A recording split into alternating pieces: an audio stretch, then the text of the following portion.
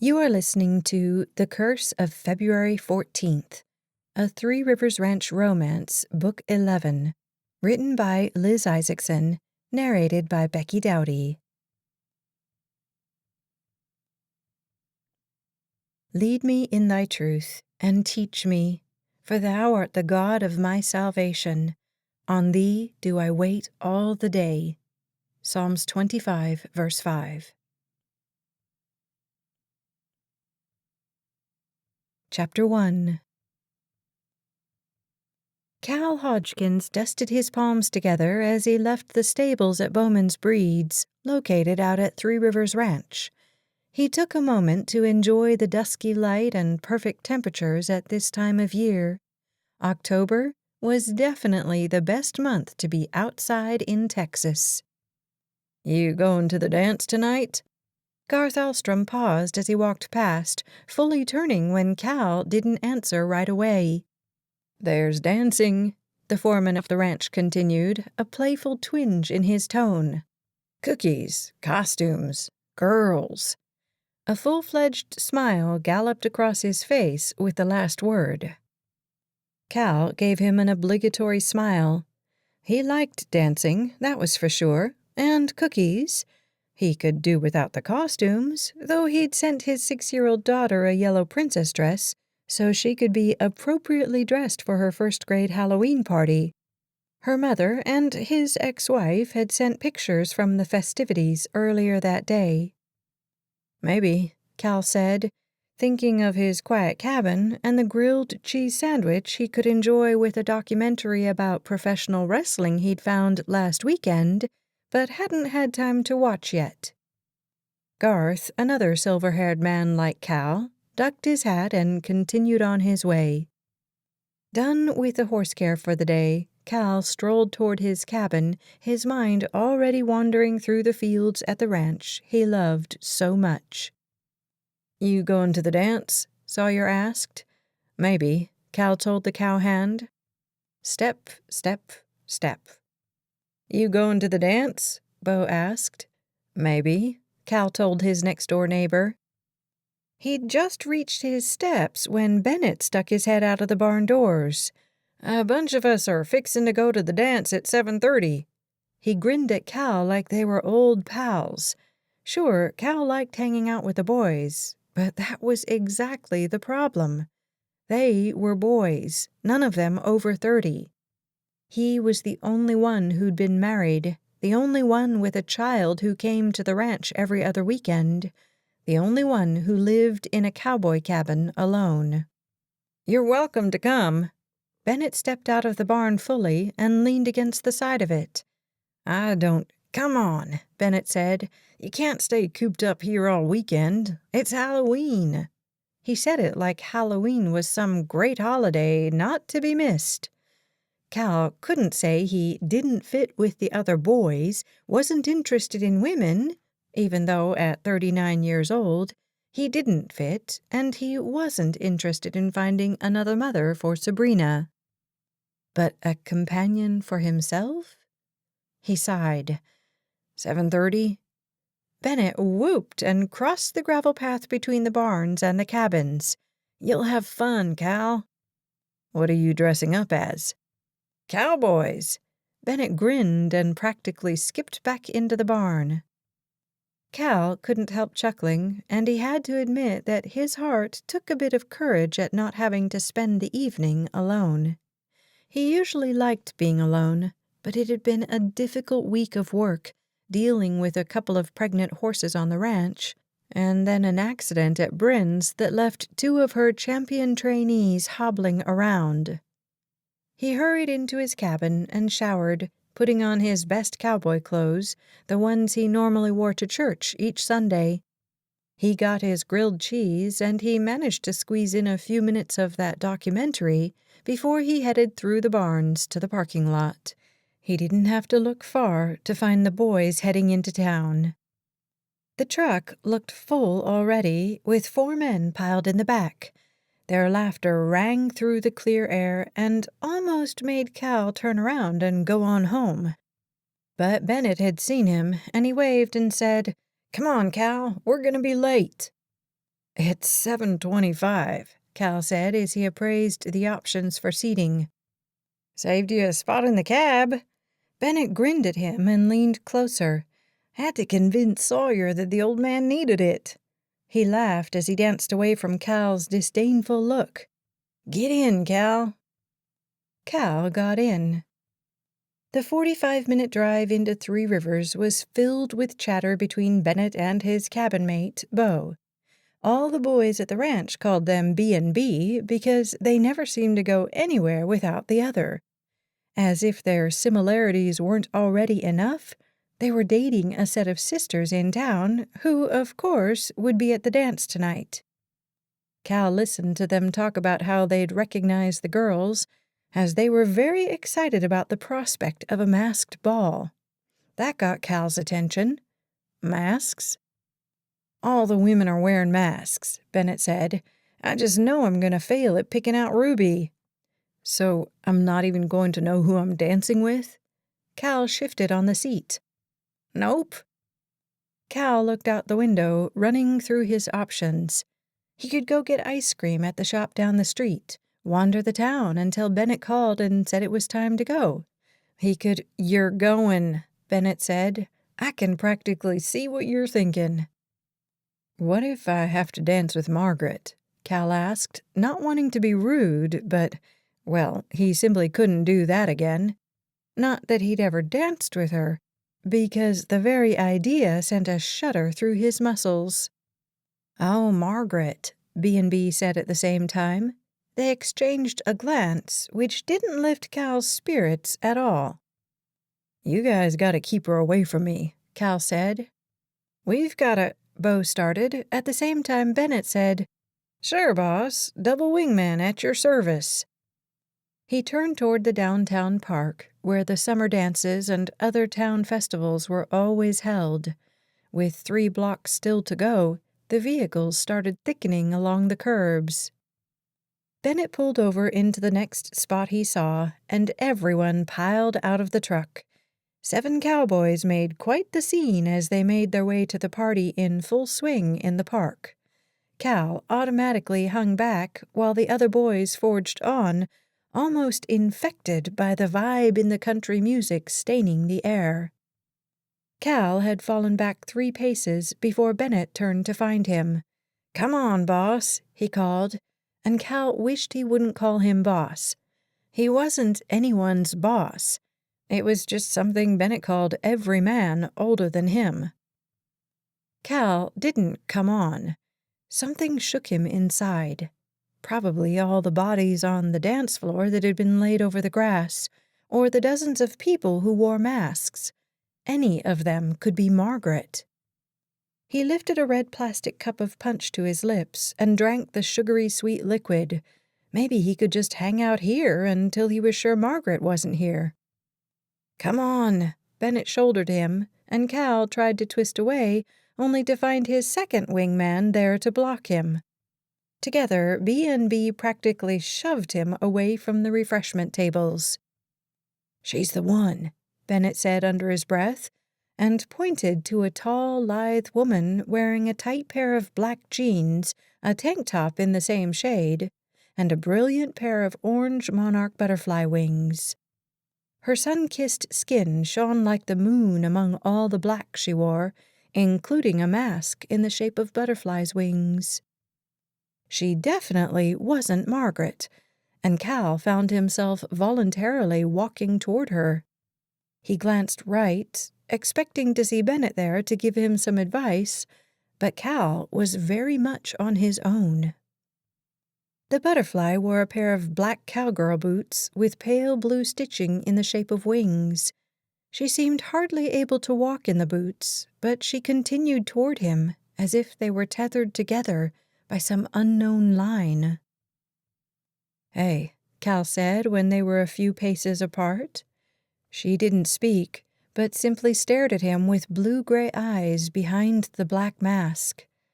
A ballad came over the speakers. "You want to dance?" Cal's voice seemed stuck in his throat, but sound managed to cross the space between them. She nodded, and Cal extended his hand toward her. Her fingers were long, her skin tanned, her muscles defined. She stood only a few inches shorter than him, and she touched him with the grace and power of an athlete. He wondered who she was and when she'd come to town, as he'd never seen her before, and he liked to think he would have remembered. Of course, he didn't get to town much, other than church and the occasional grocery store run, but still, talk of this woman would have made it through the cowboys in a matter of days. Cal put one hand on her waist, and she put one hand on his shoulders.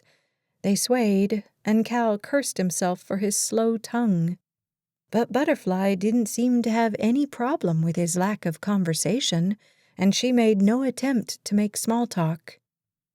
"Are you new in town?" he finally asked. "Yes," she said. He could barely hear her, and he wanted to categorize the sound of her voice. "What brings you to Three Rivers?" "Not much." She lifted one sexy shoulder in a shrug. Cal swallowed, wishing for that punch.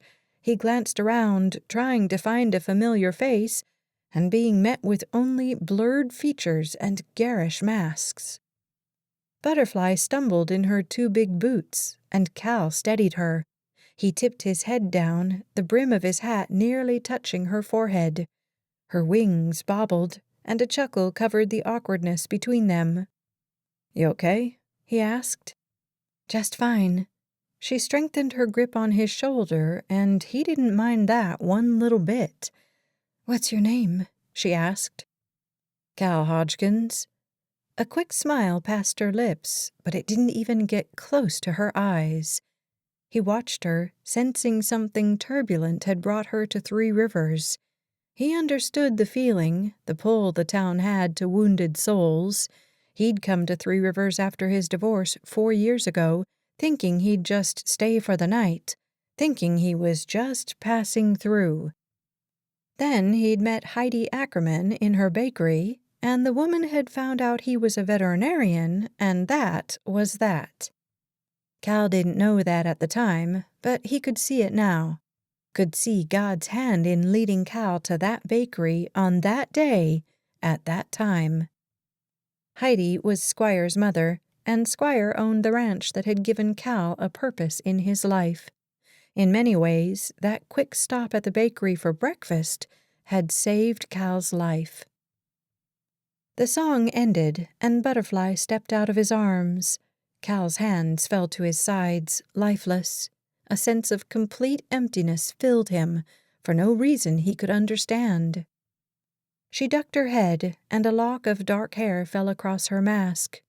She pushed it back and shot him the first smile he'd seen from her.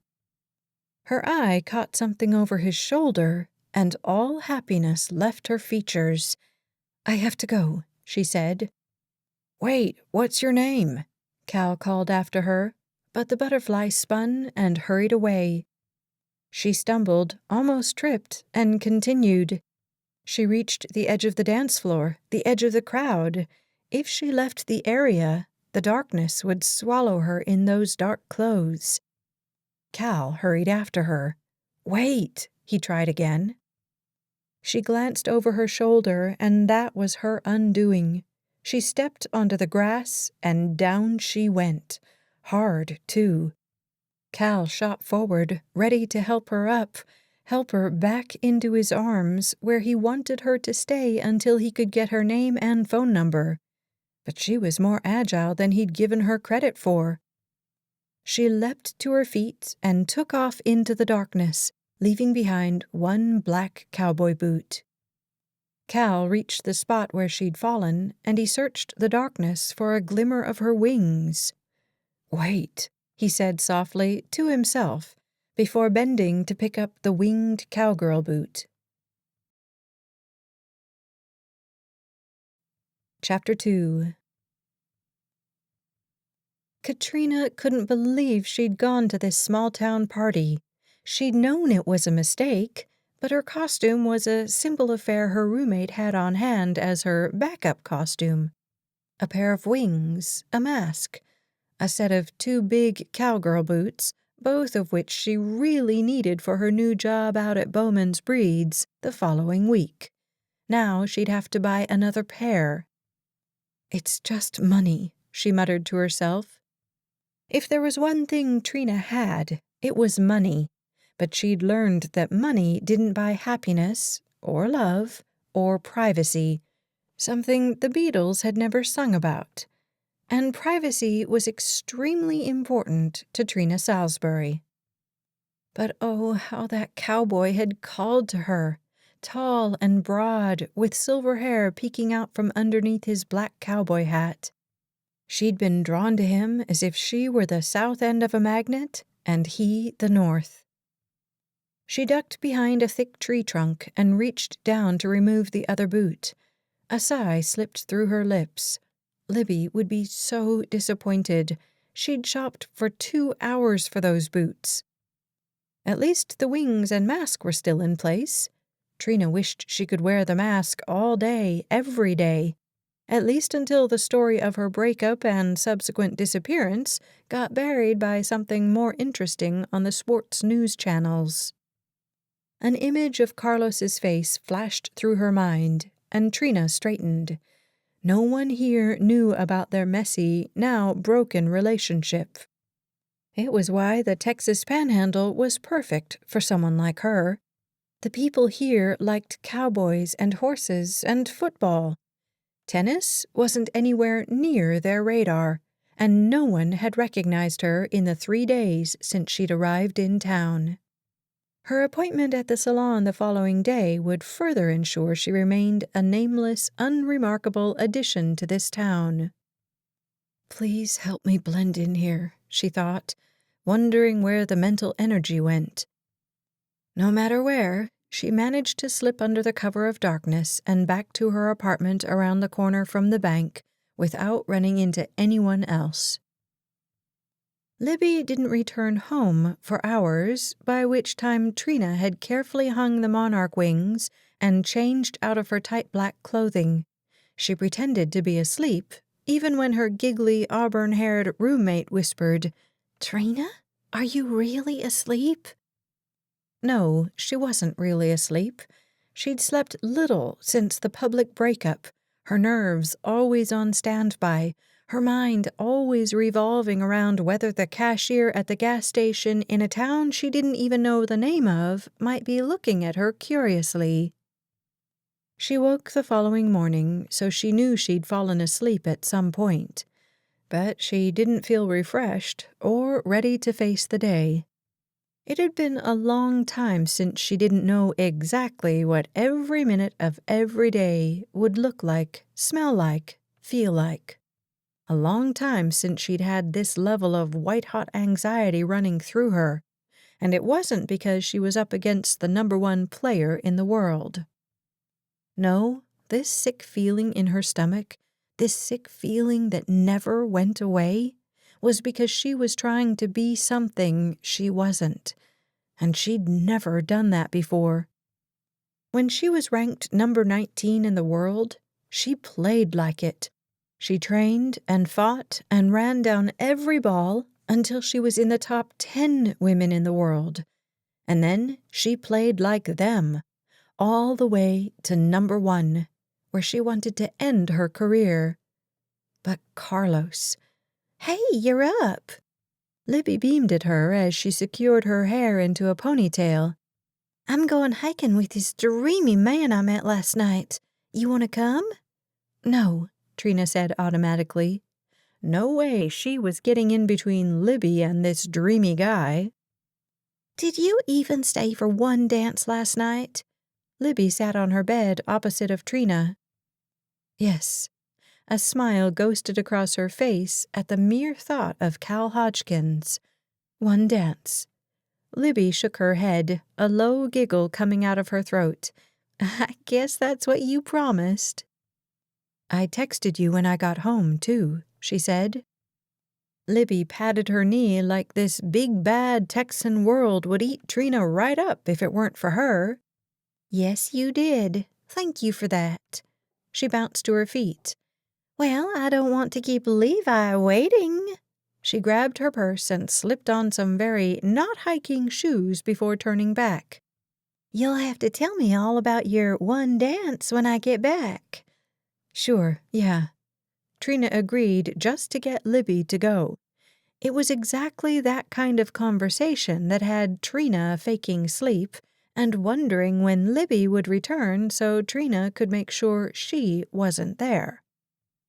Libby waved and skipped out the front door, leaving Trina with her misery and a gush of guilt flowing through her. She shouldn't be so annoyed that Libby wanted to talk. She'd given Trina the room sight unseen.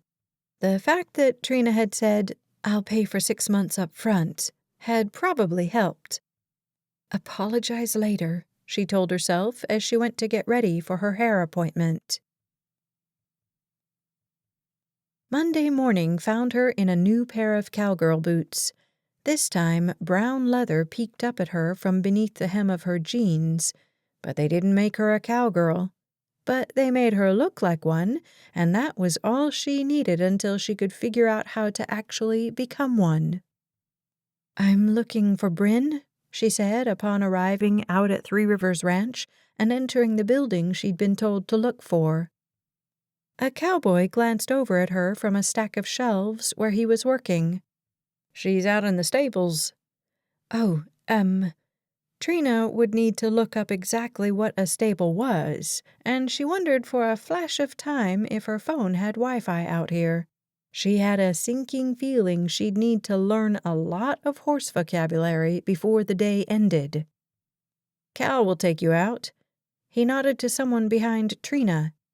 She spun. Her heart, which had withered but not stopped beating these past few months, jumping to the back of her throat like a silly frog. And there he stood, easily the most handsome man Trina had ever laid eyes on, and she'd traveled around the world since she was 10 years old. Cal stood a few inches taller than her, wearing that delicious black hat and a smile that slipped the longer she stared at him. Self-consciously, she reached up and tucked her now short hair behind her ear. It didn't stay, but flopped right back out of place. She'd bleached and dyed her hair the color of butterscotch, and then cut 10 inches off it so it now stuck out of her head at odd angles, at least to her. She was used to pulling it into a ponytail and going, but that morning she'd had to primp and prod and flat iron the short pieces into their proper places. "Mornin'," Cal said, his voice somewhere on the odd scale, probably close to a 7 or 8. Trina couldn't respond. Cal blinked at her before glancing to the other cowboy. "Who is she?" "She didn't say." "Trina," she blurted, finally able to get her name out. It was safe. She hadn't told him at the dance a couple of nights ago. "I'm Trina Salisbury, and Bryn hired me for some, general horse care." She did a little curtsy without knowing why. "It's my first day." "She's in the stables," the cowboy said again, sliding a file into a slot in the bookcase. Cal ran his eyes down the length of her body and back to the hat that felt silly perched on her head. "All right, then, come with me." He maneuvered past her into the narrow hallway that led to a door with sunlight streaming through it. "You haven't been here before?" he asked as he stepped through the door and held it open for her. "No." The smell of hay and rot and animal dung met her nose, and she suddenly regretted her snap decision to work on a farm. A ranch. The sign had definitely said Three Rivers Ranch. "She hired me over the phone." Trina glanced at Cal, thinking he'd soothe the bats flapping through her insides, but his handsomeness only stirred the mammals into a riot. He nodded, pressed his hat further onto his head, and started along a fence that separated the humans from the horses. And oh my, there were a lot of horses. Trina's hand fluttered to her throat, sure she was about to throw up. What had she been thinking? She'd been hitting tennis balls for 24 years, not hauling hay or saddling horses. She didn't even know how to haul hay or saddle horses, and she didn't think there would be a handy manual tacked to the wall to help her out. "What do you do here?" she asked Cal, trying to get her heartbeat to even out. "It'll be fine," she told herself. Bryn said this job was moving horses from one place to the other, giving baths, stuff like that.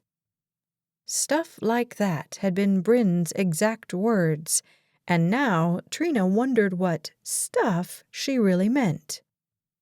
Honestly, anything would be better than being caged inside a giant mansion in the hills above L.A., watching the paparazzi as they jostled for position right up against her gate.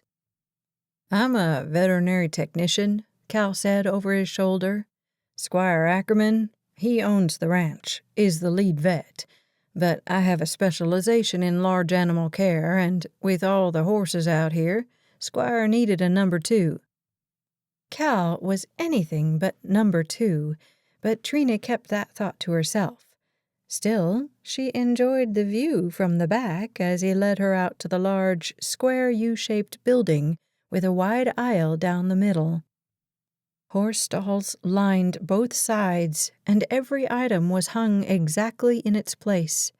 Cal moved with easy strides like he'd worn cowboy boots his whole life. Trina's feet slipped, and her toes pinched inside the unyielding leather boots. He turned the corner to reveal even more stalls, and Trina's breath caught in her throat. There were way more horses here than she'd ever imagined. "There she is," Cal said, nodding with his head in a very cowboy way. His Texas drawl shot shivers right down Trina's legs, and she followed his gaze as she drew in a shaky breath. A woman wearing jeans, a long-sleeved purple shirt, and a cowgirl hat stood at a stall stroking an impossibly huge black horse. Her blonde braid hung down her back, and she looked every bit as country western as Cal. Trina had never felt so out of place. "Thanks," she managed to say before she walked away. "Hey," Cal said in a gentle voice. Trina turned back to him.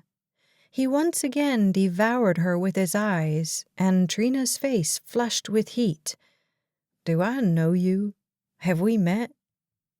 Her lungs seized, forgetting how to breathe in her most crucial moments.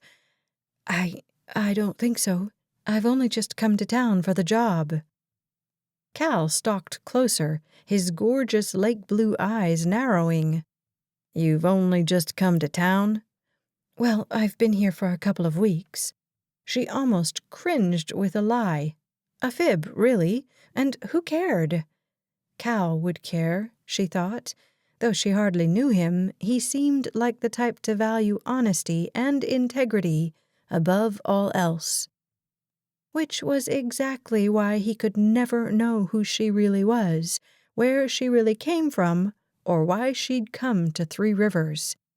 He certainly wouldn't be interested in getting to know her then, though he wore the look of a starved man staring at Thanksgiving dinner right now. "Thanks," she said with a little wave, before turning and hurrying toward Bryn. She felt split down the middle. Half of her really wanted to see Cal again, and the other half hoped they never had cause to bump into one another out here at the ranch. Chapter 3. Cal watched the tall, lithe woman with neat muscles in her arms and legs walk away from him. She reminded him of the butterfly. He shook his head. That woman had possessed long, dark hair the color of Kit Kat's tail. He shook his head harder. "Shouldn't compare a pretty woman to a horse," he muttered to himself. Butterfly had also had blue-gray eyes harboring storms, but Trina's eyes were all blue, with only a tremor of fear in them. Fear that was completely reasonable on her first day of a new job. Cal turned away from her, the cowgirl boot he'd taken back to his cabin and thoughtfully placed on his mantel, mocking him. He'd asked the other boys who'd gone to the dance if they knew who she was, looked for the woman at church. He'd even put a bug in Heidi's ear about anyone new who had come to town. No one had been able to help him learn anything new about his mysterious butterfly. He stopped by Kit Kat's stall just to see the old bay horse. He didn't work ranches or rodeo circuits anymore, but Kit Kat was a loyal friend who always seemed eager to say hello to Cal when he stopped by. "Hey there, fella." Cal stroked the horse's cheeks. "You haven't seen a beautiful woman wearing wings, have you?" The horse actually nickered, and Cal grinned at him. "That's what I thought." He sighed as he headed back into the front office to pick up the list of horses that needed attention today. Of course, he had the two who'd been injured, Grand Junction and Honeybee, but Bryn also kept him on a pretty tight rotation with her other horses. She did pay a third of his salary, so Cal didn't mind. He liked working with the horses at Courage Range the best, as they were trained therapy equines without temperaments or issues. Bryn's horses were told all day long how awesome they were, and some of them pranced around like they knew it. Cal chuckled to himself that he was thinking about horses as people again. As he reached the door of the stable, he cast a long look over his shoulder, trying to conjure up the sound of Butterfly's voice to see if it matched Trina's. He couldn't remember, and he turned away from the stable, and all thoughts of the mysterious woman who had completely invaded his mind. Cal put his energy to work and enjoyed the cooler fall temperatures, his horses, and the steady beating of his heart. In his younger days, when he ran the rodeo circuit, he'd learned to listen to the pulse of his heart in his ears, feel it in his chest before the run started. He'd learned to trust himself by listening to his heartbeat, learned to trust the pulses of the horses in his care, learned to trust his instincts based on what the beats told him. He caught sight of Trina as he left the stables in favor of lunch. She looked frazzled and kept running her hand over her hair like she couldn't understand what was going on.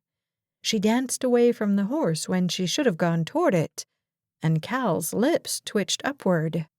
Bryn corrected her, and Cal started to duck his head just as Trina looked at him. A spark started in his gut, and he actually took a step toward her. She broke the connection between them as she took the reins from Bryn and started to lead the horse through a gate. Foolishness filled Cal from bottom to top. What was wrong with him? Perhaps he hadn't dated in so long that every woman seemed wonderful. That's not true, he told himself as he hurried out of the stable and toward the dirt road that would take him home. You don't like Margaret. His phone rang as he mounted the steps to his cabin. Petra. His mouth turned dry as he swiped on the call. "Petra?" he asked. "What's wrong? Is Sabrina okay?" "Sabrina's fine," his ex-wife drawled.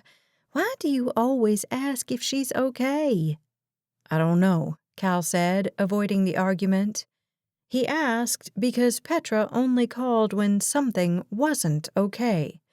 Otherwise, she texted. He moved into the kitchen while Petra said, "We're catering a wedding next weekend, and I was wondering if you could take Sabrina, even though it's not your turn." "Of course." Cal pulled out a loaf of bread. "So I'll have her this weekend and next?" "Right." "Maybe she could just stay with me on the ranch," he said. He didn't mind the hour-long drive to Pampa, where Petra lived with her mother and helped with the family restaurant that had been named a historical marker last year. She'd have to miss school, but it's just first grade. How much can they be doing? "They do a lot," Petra said, a touch of defensiveness in her voice. "I'll read with her every night," Cal said. He wasn't sure why he wanted his daughter to come, only that he never got to see her during the week because of school, and he missed her. "They do math, too," Petra said. "I can do math." Cal spread peanut butter on his bread and opened the fridge to find the strawberry rhubarb jam Miss Kelly had made earlier that fall. His jar was empty. "I'll talk to Sabrina. Have her call me after school," Cal said, unwilling to let Petra have that much control over the conversation with their 6-year-old. "All right," she said, moments before saying goodbye and ending the call. Cal ate his lonely lunch at the kitchen table that only had 2 chairs. He wasn't sure what a 6-year-old would do all day while he worked with horses, but he had a television and a phone, and Sabrina had always enjoyed coming to the ranch. He stood and washed his hands, unsatisfied from his meal of bread and peanut butter. But this afternoon he was working over at Courage Rains, and that lifted his spirits. Reese always had candy at the front desk, which he manned, and sometimes Pete brought in lunch for everyone. Oh yes, Cal's first stop would be the conference room to see if he could fill his stomach with something better. He moved toward the front door and had his hand on the knob when his gaze landed on the black cowgirl boot resting on his mantel. The light blue stitching flamed up, reminding him of those beautiful wings, the tight black clothing Butterfly had worn, the haunted quality in her eyes that had called to Cal's soul. He reached out and traced one fingertip along the upper part of the stitching. Who was she, he wondered. Had she left town already? "Help me find her," he prayed, quite sure that God didn't concern himself with desperate cowboys in the Texas Panhandle, but determined to keep praying just in case he did. Pete had brought in donuts that morning, and several remained in the long brown box on the conference room table. Cal helped himself before stopping by the front desk to chat with Reese for a few minutes.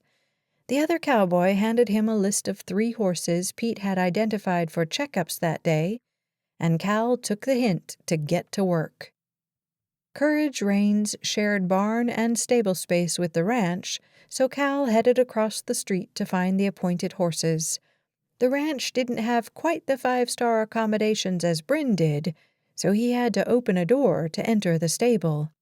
And a horse pushed its way right out, nosing him in the chest and causing Cal to stumble backward. "Whoa," he said, noticing the wild look in the horse's eyes.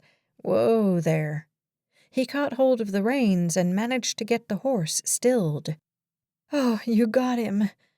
Trina came running down the aisle, panic in her expression that matched Cash the Checks. "This is a champion barrel racing horse," Cal said. "What are you doing with him over here?" He reached up and stroked the horse's neck, pulling the reins tighter to communicate to the animal that he was okay, safe. Someone else was in control here, and he could just relax. "Bryn told me to bring him over here because he's—" She cleared her throat and shuffled her feet around like the cement beneath her boots was made of lava. "He's a stud," Cal said, heat rising to his own face for some reason. "Right, a stud," Trina exhaled. "And he sort of got all, I don't know, freaked out or something, and I lost my grip on him." Cal liked the sound of her voice, the way she spoke with a calm lilt to her words. She definitely wasn't from Texas, but he didn't know where she came from. "So who's he supposed to be with?" "Iron Beauty." Cal clucked his tongue as he started walking, and Cash the Check lowered his head and plodded along beside him. "Iron Beauty is in the next stable over. Come on, I'll take you." "Thanks." Trina caught up to him and matched her stride to his. "This is a big place, and it's—" "Your first day," Cal said at the same time she did. He grinned down at her. "Did you get lunch?" "Sort of." "Sort of?" "I ate a handful of crackers on the way over here." "That's not lunch." She lifted one shoulder in a shrug Cal could only classify as sexy. He tried to think of something intelligent to say. "You gotta take a lunch out here. There will always be something keeping you from eating, but it's not healthy to work straight through." She glanced up at him, a shy smile staining her face. It reached her eyes, lighting them up, and Cal felt like he'd been kicked in the chest by a champion bronc-riding horse, one that could buck hard. "You sound like you've had some experience with skipping lunch." "More than I want to admit." He chuckled as he reached the door to the correct stable. He paused, wanting to draw out their encounter. "So, no skipping lunch," she said, reciting it like she was making a list of things to improve upon for day 2 of her new job. "Nope." "Anything else I should know?" Cal was sure there were dozens of things he could tell her that would make her life easier out here at the ranch. "You've got a hat," he said, letting himself scan her body again. He'd done it a couple of times that morning, and she was just as curvy and beautiful now as she had been then. All his subdued thoughts surged forward, making his next tip one word: sunscreen. "I'm used to being outside all day," she said. "Water?" Why, it sounded like a question he wasn't sure. "I am thirsty." "Well, let's get this stud delivered to his lady, and then we'll head over to my cabin and get you a drink." Cal couldn't let a woman go thirsty on the ranch. That wouldn't be gentlemanly. He found Garth waiting outside Iron Beauty's stall, and he delivered Cash the check to the foreman with a tip of his hat. It almost felt natural to reach for Trina's hand and lead her down the gravel path to his cabin. He stuffed his hands in his pockets instead. "You'll probably want to wear long sleeves or a jacket once winter comes," he said, noticing her tanned arms. "Does it get very cold here?" "Where are you from?" "California." "Colder than California," he said as he went up the steps to his cabin. He opened the door and let her enter first. He went into the kitchen to get some ice water, letting her examine his place. "What's this?" she asked, and Cal swung his attention from the ice cube tray to find her holding the black cowgirl boot. He spasmed, sending ice cubes all over the floor. His phone rang at that moment, and he hid his flaming face as he turned to answer his daughter's call. Chapter 4. "Hey, baby," Cal drawled from the kitchen. Trina's stomach flipped over once, then twice. She looked down at her cowgirl boot and back to the very prominent spot where he'd placed it. Why she'd brought it up, she didn't know. Fishing for compliments? "You should tell him that boot is yours." She set it back down on the mantel like it had spontaneously burst into flames. It obviously means something to him. "We'll have so much fun this weekend," he said, and Trina's doubts roared to life. Just because he had the boot above his fireplace didn't mean anything.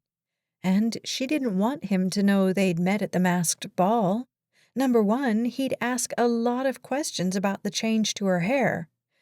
But he knew her name now and where she was from, and panic bolted through her so powerfully her legs shook. He couldn't know who she was, which meant he couldn't know they'd met before. Trina had left her tennis self behind. Gone was the dark hair. Gone was the ultra-confidence that drew rich and powerful men to her.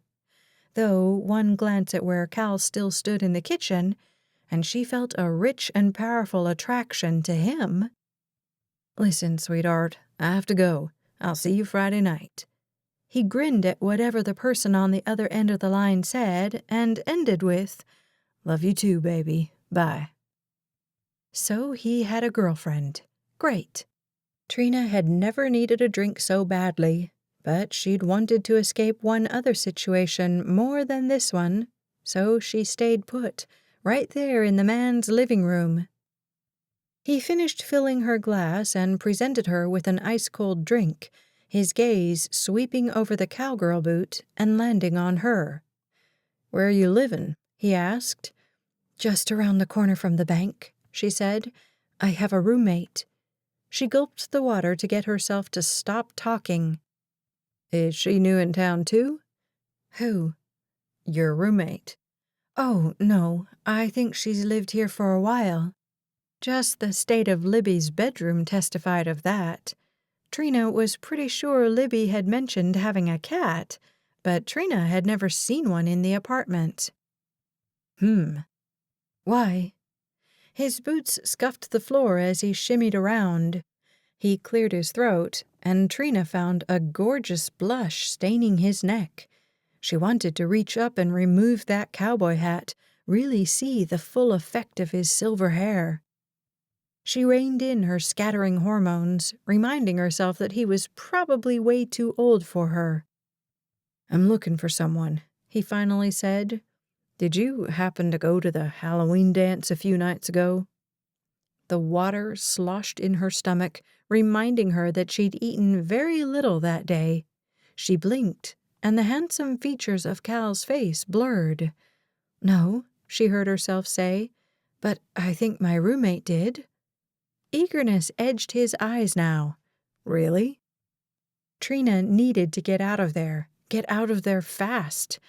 "I'd better get back to Bryn," she said. She put the glass of water down directly next to the boot and yanked open the door. The fresh air outside did nothing to curb the rising panic, and Trina knew she wouldn't be able to stop it. She flew down the stairs and around the side of Cal's cabin only moments before the anxiety peaked and the attack started. Sweat formed all over her face and arms, leaving her feeling clammy and cold, though the winters Cal had mentioned certainly hadn't arrived yet. Her breath came in quick pants, no matter how she tried to draw in a deep lungful of oxygen. She bent over and braced her hands against her knees and let the waves of anxiety roll across her shoulders. The panic ebbed as fast as it had risen, leaving Trina weak and exposed. She straightened, finally getting that deep breath she needed, and swung her attention away from the ranch and toward the wilds of the prairie. She walked the length of Cal's house and stood at the corner of it, the waving grasses beyond his back fence a welcome balm to the busy morning she'd had. Bryn could tell Trina was inexperienced, but she hadn't questioned her, hadn't reprimanded her, only worked with her with an extreme amount of patience. Trina was used to high-pressure situations. She actually thrived on them, so leading a horse hadn't been too bad. The panic attacks were new, though, and she still didn't have a handle on them. They always revolved around someone discovering who she was, and she'd left 3 other small towns like this one before arriving in 3 Rivers. She leaned against the wood of Cal's cabin, something whispering through her that she didn't want to leave this place. The longer she gazed at the beautiful horizon here, the more it calmed her. "You okay?" Cal's voice behind her made her turn. She wiped her forehead and noticed that he held her hat in his hands. "I'm okay, yeah." He gestured with the hat back toward the front corner of the house. "I couldn't help but—" He swallowed hard. "Over here. You seemed upset." She glanced past him to where she'd stood. A window sat directly above that. Of course he'd overheard, probably witnessed the whole thing. The fight left her body. Would it be so terrible if one man in one tiny Texas town knew who she was? "Yes," a voice shouted in her head. That voice always won. That voice had led her to victory more times than Trina could count. That voice had helped her see reason when Carlos was caught cheating again. That voice had gotten her out of the very bad situation she'd found herself in. That voice had brought her to 3 Rivers. "I have some anxiety," she said, matching her gaze to his, almost daring him to pity her or even so much as say anything. "That was an attack. I'm still learning how to work through them." A frown marred his perfectly symmetrical features, pulling his left eyebrow down more than his right. "I'm sorry, Trina." That was all. No advice, no more questions, just sympathy. She peered at him and found him to be genuine, no ulterior motives. He was utterly refreshing. "My ex-wife suffers from some anxiety," he said, that frown still in place. "It's a tough thing I wouldn't wish on anyone." He extended her hat toward her, and she took a couple of steps to take it from him. "Thank you," she murmured. After putting the hat back on, she faced the open land again. Cal joined her only a foot away. It felt like leagues, especially when he tucked his hands into his pockets. "So you're divorced?" she asked, her tone a forced casual he'd surely be able to hear. "Yep, 4 years now." "Who's your girlfriend?" "Girlfriend?" "The woman you were talking to on the phone." Trina stole a glance at him and found him staring at her wide-eyed, those electric blue eyes sinking right through her skin and into her bloodstream. Did he know how handsome he was? Could he even comprehend what he was doing to her pulse right now? He tipped his head back and laughed, as if that would somehow decrease his attractiveness. It didn't. In fact, it made him even more desirable, because his laugh was a booming one that filled the sky and radiated pure joy. "That wasn't my girlfriend," he said, still chuckling. He sobered and looked right at Trina, hooked her with those sharp eyes. "That was my daughter." "Oh," left Trina's mouth. "How old is she?" 6. Trina took the time to scan him from boots to hat. "You don't look old enough to have a 6-year-old daughter." "Really? You don't think all this silver hair qualifies me to have a 6-year-old?" She giggled, beyond glad when he swept off his cowboy hat to reveal a full head of that delightful hair. "How old are you?" she asked. He gave her a sideways look, the corners of his mouth pulling up. "If I tell you, will you tell me?" "Sure." "Most Southern women find it rude if a man asks their age." She leaned into the cabin again, this flirting easier than anything she'd done since leaving California. "Well, I'm not a Southern woman." He swallowed again, and when he looked at her, he wore a hunger in his eyes she didn't understand. 39. Relief poured through her. He wasn't that much older than her, despite the silver hair. 33. He smiled to the waving grasses and turned back to the ranch. "Come on, I'll walk you back to Bryn's." "You don't need to do that." "I know." He went with her anyway, and Trina was glad to have the company, even if he stayed silent. He felt steady next to her, strong, calm, the exact opposite of how Trina had felt since leaving tennis, leaving California, leaving Carlos, leaving her whole life. When they reached Bryn's, he touched the brim of his hat and turned to go back the way he'd come. He turned around and walked backward, calling, "Lunch at my place tomorrow?" "Sure," she said before she could think. He grinned, lifted one hand in a wave, and turned back around. Trina watched him go, unsure about what she'd just agreed to. A date? Just a friendly lunch in his cabin? She groaned. How was she supposed to go back in there with that boot staring her in the face? "Ah, there you are," Bryn said, poking her head out of the door. "Did you get Cash the check over to his appointment?" Trina nodded as she started to follow Bryn into the front office. "Great, I've got a horse for you to exercise before you go." "Yeah, okay," Trina said, wondering why a horse needed to exercise. Another thing to add to her growing list of things to Google when I get home. "So you really don't go to church?" Trina rolled over and looked at Libby all dressed up in a black and red flowered dress.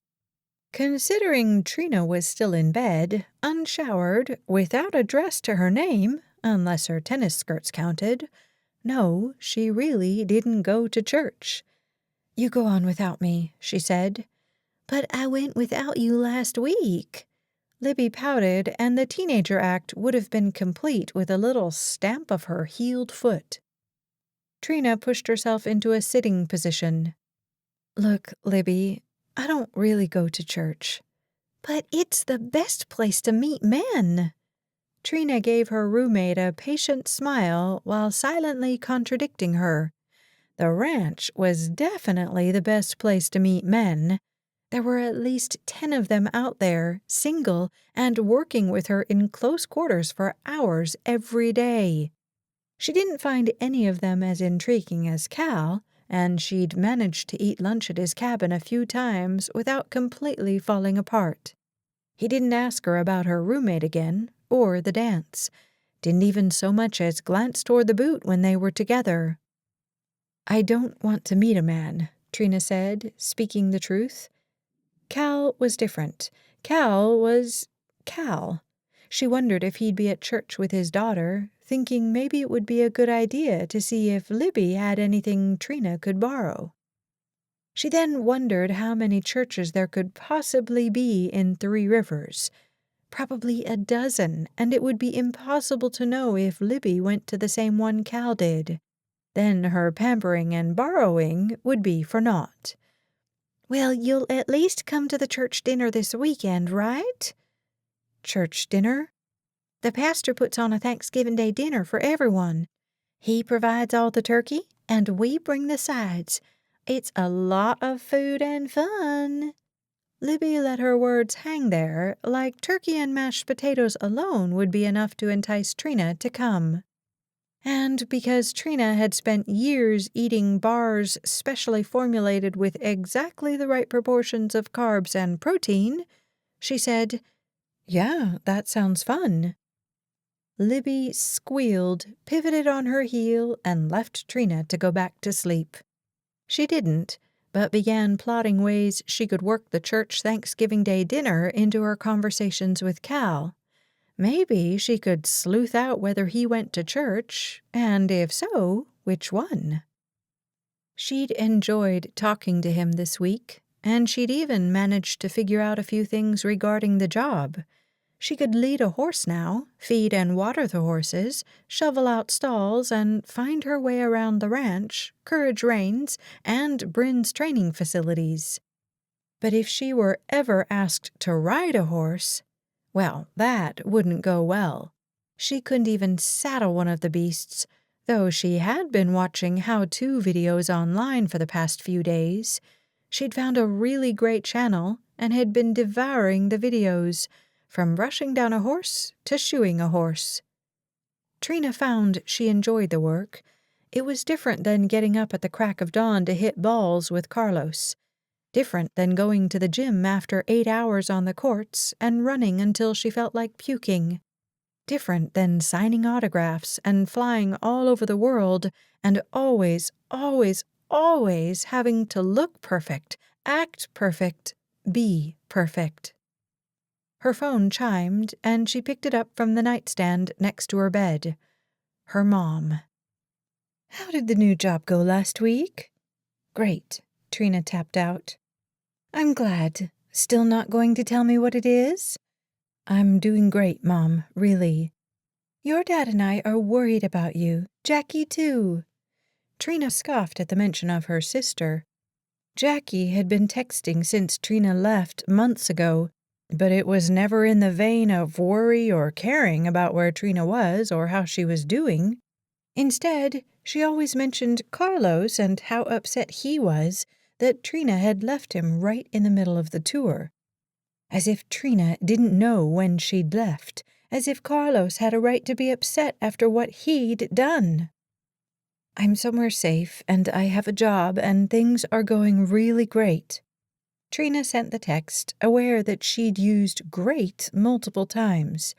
She didn't know how else to help her mom, even if things weren't going so well. Even when she'd left Tempe in the middle of the night because she thought someone had recognized her at the grocery store, she'd still tell her mom things were great. She simply wouldn't give her mother any more reasons to worry, and if that meant a little fib, then Trina was fine with that. But she wasn't fibbing this time. For the first time since she'd left Carlos, left tennis, and left California, she really was doing pretty great. She didn't need the money the job out at Bowman's Breeds provided, but she needed something to fill her time. Not one to be idle, Trina craved long hours filled with hard work that required the use of her muscles, and the ranch was a perfect place for that. After realizing she wasn't going to fall back asleep, Trina got up and went into the kitchen of the tiny apartment she shared with Libby. The fridge didn't provide many options, but she managed to cobble together the ingredients to make a really good hamburger. When Libby walked in an hour later, fresh from church, Trina had a burger for each of them with a sliver of cheese melted on, a special sauce she'd made by mixing ketchup and mayo, and a slice of tomato. "You can cook?" Libby gazed at the food like it was manna from heaven. "A little," Trina said. "Burgers." She nudged one of the plates closer to Libby, who picked up the burger and took a bite. "This is so good," she said with her mouth full. Trina smiled. "It's my favorite food." She picked up her hamburger and bit into it. The greatness of her life at the moment, out of this world. Chapter 5. "Hey, you want to go riding?" Cal swung his daughter's hand as they left church together. "Can I ride Kit Kat?" He beamed down at her carefree face. "Sure can." A rush of love for the tow-headed girl filled him. "And I think I even have some real Kit Kats in my fridge." "The fridge?" Sabrina wrinkled her nose the way she always did when she was confused. "Why do you put candy bars in the fridge?" He chuckled. "It was an old trick I learned from my mom." Just the thought of his parents made him sigh. They still lived in Dallas, in the same suburban home where he'd grown up, with a brother and 2 sisters. "She used to put treats in the fridge she didn't want any of us kids to find." He opened the door to his truck and lifted Sabrina onto the seat, which elicited a giggle from her. "See, we weren't allowed to just open the fridge and get out whatever we wanted. So Mama put all her best stuff in there. Uncle Kyle was always trying to take my stuff, so I learned to put it in the fridge, too." "Uncle Kyle," Sabrina said, her blue eyes brightening. "Does he still have that dog?" It had been a while since Cal had taken Sabrina to see any of his siblings. His job at Three Rivers was 7 days a week demanding, and he only saw his daughter on weekends. "He's having Thanksgiving dinner at his house in Austin this year," Cal said. "We should go find out." "His dog was funny." "He taught him those tricks, you know." Cal nodded toward her seatbelt. "Buckle up." He went around the front of the truck, scanning the patrons still streaming from the church building. He'd managed to learn from Bryn that Trina's roommate was Libby Larson, and while Cal wasn't super thrilled to talk to the clingiest woman in town, he did want to ask Libby if she'd seen the monarch butterfly at the masked ball. He'd seen Libby at church previously, but she didn't seem to be there this week. His heart bobbed around in his chest, not fully anchored the way it should be. He wasn't sure why he cared about the butterfly so much. Trina had been eating lunch with him when their schedules aligned, and he enjoyed her company. Once or twice he'd even wondered if she could be the butterfly. She had similar features, the shape of her face, though most of it had been covered by the mask, the length of her limbs, and the way she held onto her vowels longer than most Texans. Of course, she wasn't Texan, so that made sense. Cal was just turning to get in the truck and take Sabrina horseback riding when he saw a flash of auburn hair. "Bingo," he muttered to himself, yanking open the door. "I have to go talk to someone," he told his daughter. He stuck the key in the ignition and turned on the truck. "Heat it up for us, okay, baby?" He closed the door without waiting for her to confirm. Libby was trailing 2 cowboys, Bennett and Sawyer, and Cal almost went right back to his truck. He'd already asked them both about the monarch butterfly, and he didn't want them to think he was still hung up on her. But Cal was still hung up on her.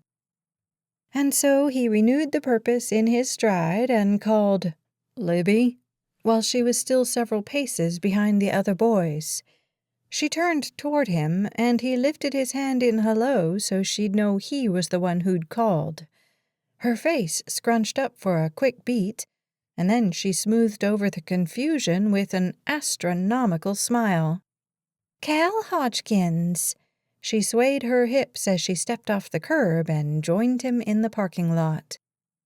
"Hey," he said, a bit breathless. "Listen, Trina said you went to the Halloween dance." "Yeah, but—" Cal spoke over her, anxious to get this conversation done. "Did you see a woman there dressed like a monarch butterfly?" He watched her reaction carefully. She blinked at him. Once, twice, 3 times. "I don't know." Exasperation bled through him. She was wearing all black, dark hair, bright orange wings. If Libby hadn't seen her, Cal couldn't be sure the butterfly even existed. Libby Larson knew everyone in town, everything they did, even what kind of car they drove. "Maybe," Libby said, growing more confused by the moment. "Why?" Cal reconsidered his tactics. If he told her, it was possible the whole town would know by dinner time. But if that meant he could find the butterfly— "I danced with her," he said, "and I didn't get her name or number. I'm trying to find out who she was." A light entered Libby's eyes. "Ooh, a mystery girl." Cal groaned inwardly. "I suppose. Did you see her?" "Yes, I saw her," Libby said. Relief made Cal exhale his breath into a chuckle. "Do you know who she is?" Libby looked over her shoulder to see if there was anyone lingering too close. Most of the patrons had already gone, and the near-winter wind whipped the early leaves that had fallen along the cement. "I can find out," she said in a conspiring whisper. "Why don't you give me your number and I'll call you when I find her?" She held out her phone, a glint in her eyes Cal wasn't sure about. He stared at the phone, indecision raging within him. In the end, he wanted to know who the butterfly was, and if the toll was his number in Libby Larson's phone, he'd pay it. "So you'll listen to Trina and do whatever she says," Bryn told Sabrina the following morning. "She's going to be feeding the outside herd today, so you can tag along with her."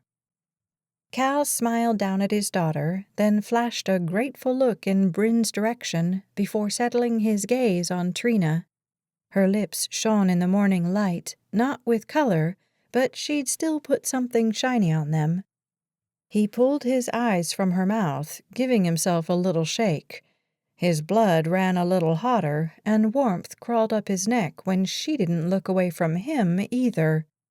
They'd shared a few lunches together, and he liked talking to her. But he'd been so wrapped up in the butterfly, He coughed as a horrifying thought entered his mind. Had he been so wrapped up in that blasted cowgirl boot on his mantle that he'd missed a perfectly wonderful woman standing right in front of him? "Come on, then," Trina said, almost like a real Texas cowgirl. She extended her hand toward Sabrina, and Cal saw his daughter's hesitation. "You go on." He crouched low in front of her, placing himself between Sabrina and Trina. "She'll bring you on back to the cabin when it's time for lunch. And I promised I'd make your favorite, remember?" Sabrina's hesitation ebbed away beneath her smile. "All right." She threw her arms around Cal, and he hung on, his heart melting at the tiny touch from a tiny human.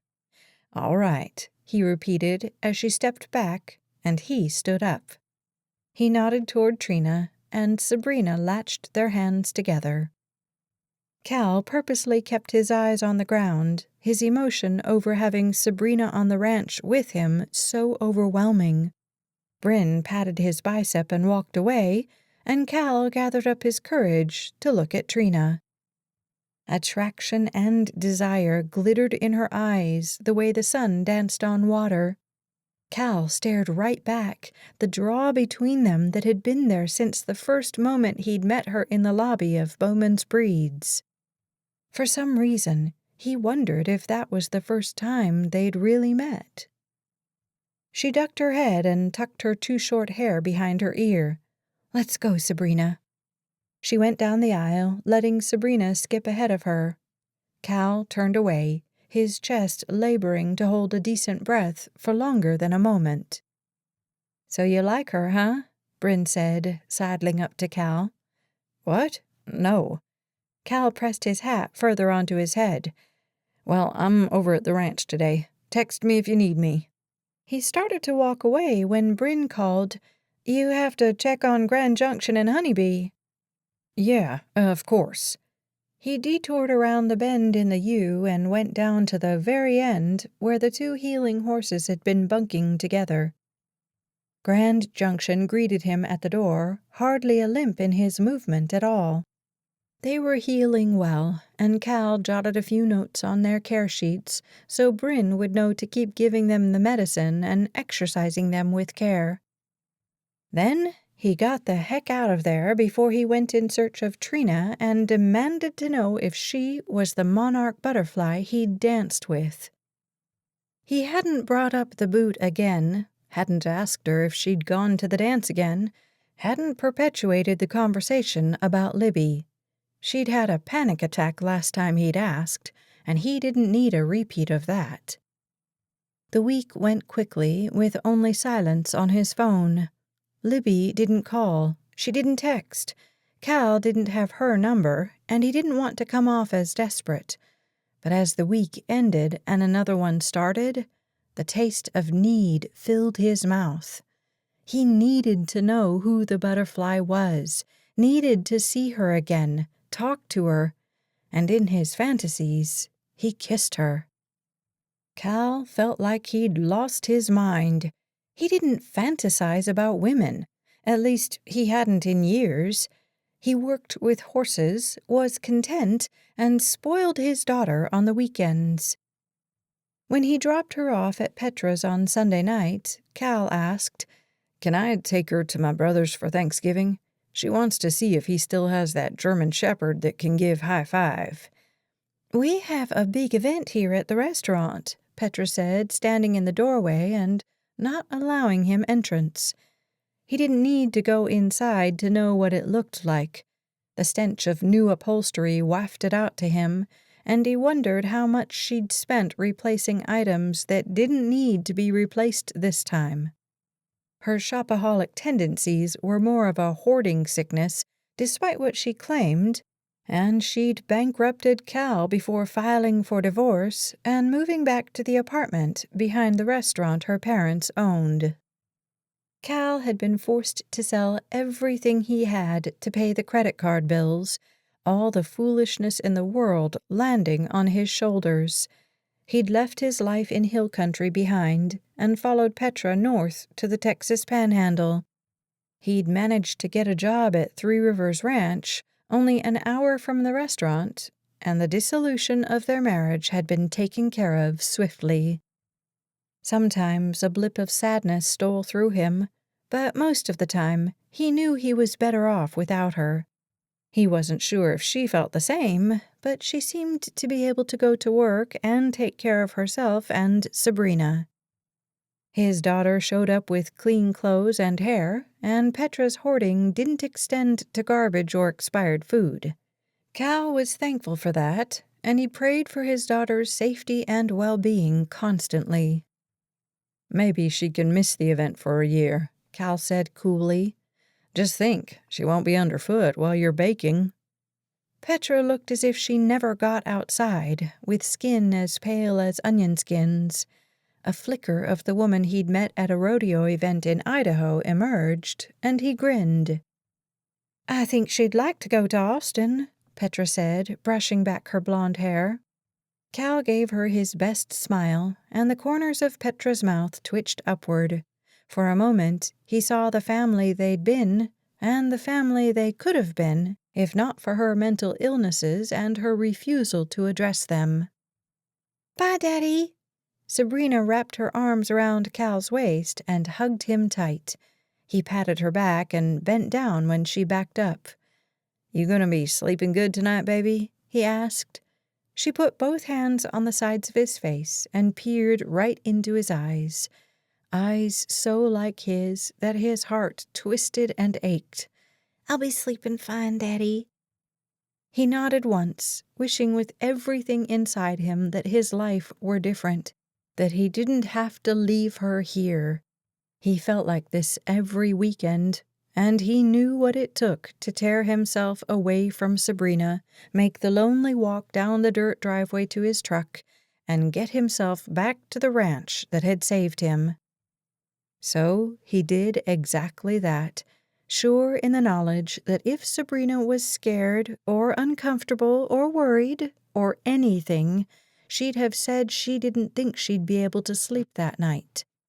It was a game he'd invented since the day she could talk, one he'd wanted to establish so she could let him know discreetly if something wasn't right at her mother's house. He returned to his cabin, his clean, nothing-out-of-place minimalist cabin, wondering if Sabrina felt as out of place here as he did in Petra's mess. Someone knocked on the door before Cal could even kick off his boots. He knew it would be the matron of the ranch before he even opened the door. Sure enough, Squire's honey-blonde wife stood on the front porch. "Come on over for dinner, Cal," she said, smiling as she folded her arms and cocked her hip. "I have those ridged potato chips you like, and Pete is making his guacamole as we speak." Cal leaned against the door, unsure about if he wanted to go over to the homestead and be with people. People with families, the way he used to be. But he also knew he'd go because he couldn't pass up Pete's homemade guac. Kelly gave him a look that said she knew his weaknesses and she'd expressly exploited them. She grinned and nodded toward the boot sitting on the mantel. "What's that?" Cal straightened and settled against the other side of the doorframe to block the offending object. "Nothing." Kelly narrowed her eyes, her mind definitely sparking, questions piling up. She turned without saying anything more until she reached the gravel path at the bottom of his steps. "I'll ask Squire." Cal launched himself out of the cabin. "Don't do that, Miss Kelly." "Then you better tell me yourself." "Why? So you can tell Squire?" "Either way, we're going to find out." Cal sighed, because she was right. And maybe he could get some help on his side and finally figure out who his mysterious monarch butterfly was. Chapter 6. I have to quit. Trina paced in the apartment while Libby simply continued to paint her fingernails an unsavory shade of yellow. I have to quit. She threw her arms up in the air. She'd spent a week with Cal's daughter for a shadow, and Sabrina was a cute little girl, quiet like her father, and an absolute delight to waste hours with. Trina had never given much thought to having children. Tennis always came first, always, until she didn't want it to anymore, and then Carlos had insisted. Why hadn't he just let her quit while she was on top? That was all she'd ever wanted, and he'd taken it from her. And then found another brunette to kiss while she was still getting up at 5 o'clock in the morning and hitting balls when she wanted to sleep in and start a life beyond tennis. Her emotion surged to the top of her head, clouding her thoughts, and she glanced up as if seeking divine help, a sob wrenching through her throat. "You don't have to quit," Libby said in a monotone voice, the same way she had at least half a dozen times before. Trina swallowed her feelings, tried to stuff them way down deep where no one would see them or hear them. "You said you'd find out who the monarch butterfly was." She glanced up, her hazel eyes sparking. "I did." A wicked smile curved her lips. "You can't tell him." "I've sworn up and down that I won't. We pinky promised." "Has he called you?" "In the 30 minutes since you asked last?" Libby made a big show of checking her phone. "Nope, no calls from Cal Hodgkins." She went back to painting her nails. "I don't know why you just don't tell him who you are. It's obvious you like him." Trina did like him, and that was the problem. She couldn't go getting involved with a man, and not just any man, a cowboy with a child. She shook her head, wondering how one dance had led her to this mess. What would he think when she never wanted to go home for holidays? How could she possibly ever take him back to her house in the hills? "It's not a house," she chastised herself. "It's a freaking mansion with an entire room for your trophies and cups and plates." She sighed and sank into a chair across from Libby. "Sorry," she said as she jostled the table, and Libby threw her a dirty look. "Tell me why I don't have to quit." Everything in Trina was urging her to run and run fast, turn her back on Three Rivers, and find some other small town to live in. But this was the 4th place she'd tried, and she was starting to learn that no matter where she went, she'd still be Katrina Salisbury, former #1 women's tennis player in the world, who had a public breakup with her boyfriend/trainer and disappeared. Maybe it was time to face who she was, stay and figure out how to be who she wanted to be going forward. She put her head in her hands. She'd faced down formidable opponents before, competitors who made her nervous, who hit the ball so hard she couldn't get to it on the court. But she wasn't that person anymore. Maybe it was time to find a new version of herself, a newer, better version of herself. "You don't have to quit because he likes you. He wants to find you." She capped the nail polish and blew on her nails. "You should march into his cabin tomorrow morning and say, 'That's my boot. I danced with you. I love you.'" She giggled and Trina rolled her eyes. "I've known the man for 2 weeks." "Sometimes you know when you first set eyes on someone," she said. Trina didn't believe in love at first sight. Never had. Didn't really have a lot of romantic bones in her body, unless she wanted to count her lifelong love affair with tennis. She sighed and closed her eyes the moment she'd met Cal playing through her mind. So she'd been abnormally attracted to him, drawn physically across the dance floor until she stood chest to chest with him. Something had sizzled and crackled between them during the 4-minute dance they'd shared, and "I'm afraid," she whispered, realizing why she'd run from him that night on the dance floor. She didn't want him to know who she was, and fear had gripped her hard enough to induce her flight response. "What?" Libby switched her attention from her nails to Trina. "I have to tell you something." Trina's heart wailed, trembled, flopped in her chest. "How familiar with women's tennis are you?" "Women's tennis?" With that comment, Trina knew Three Rivers was the perfect place for her to build a life outside of tennis. Knew she didn't want to leave simply because she was afraid. "Open up your laptop," she said. "I'll show you."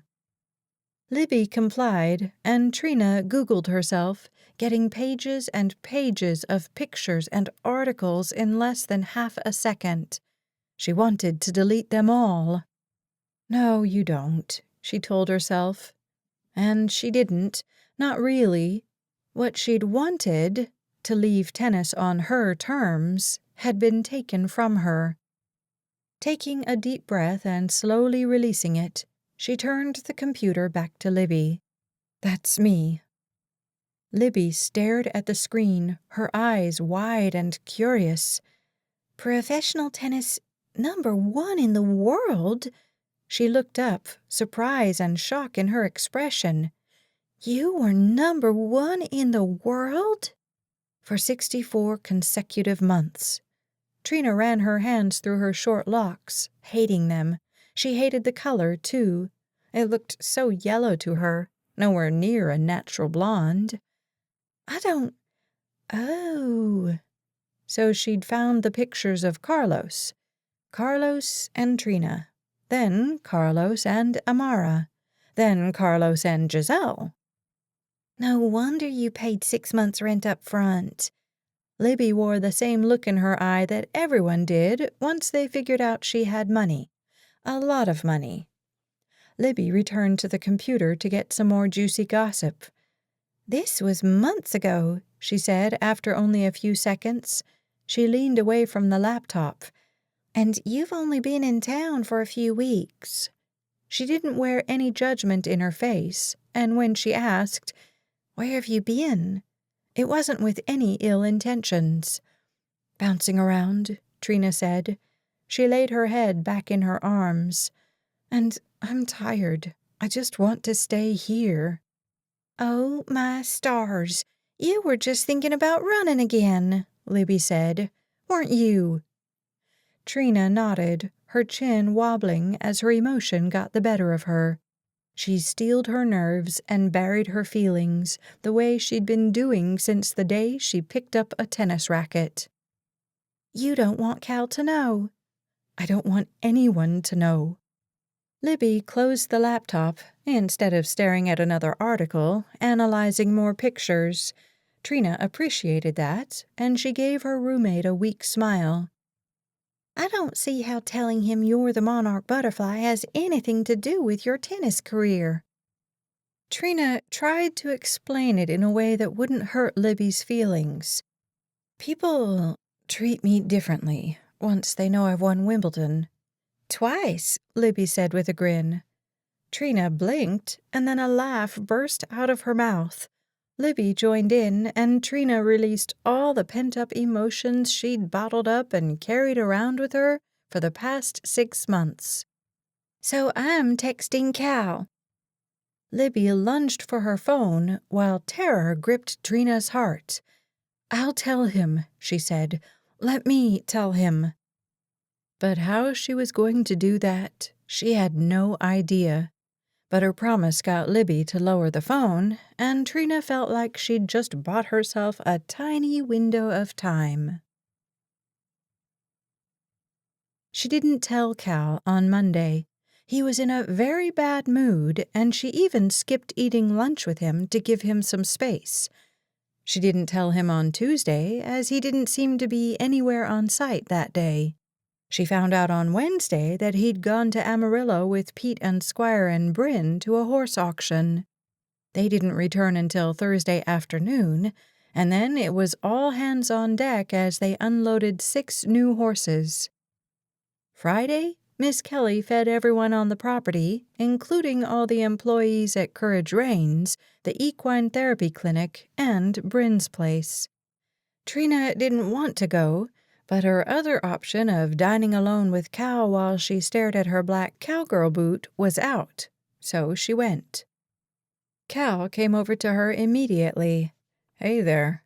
He gave her a grin that rivaled the sun in brightness and heat. His fingers brushed against hers, causing a breath to stick in her lungs. So many people milled about, talking, laughing, and going up the stairs to a huge deck where Kelly and Squire stood serving everyone in the line.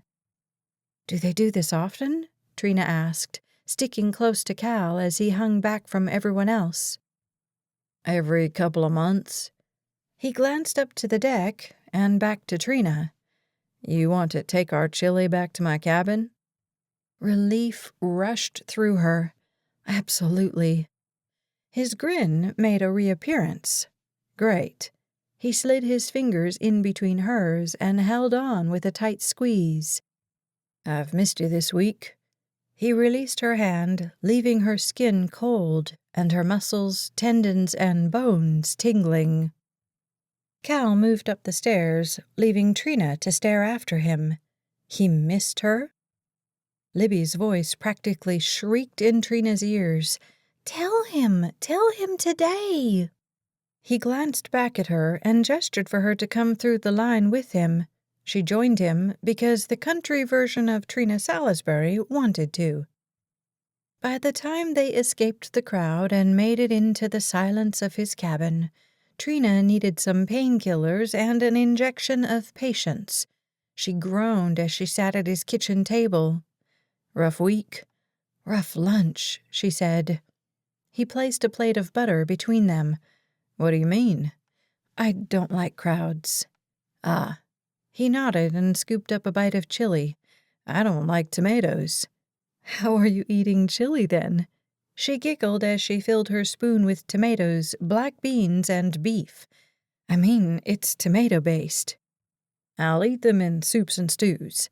He took another bite, as if to prove his point. What else don't you like? Summer.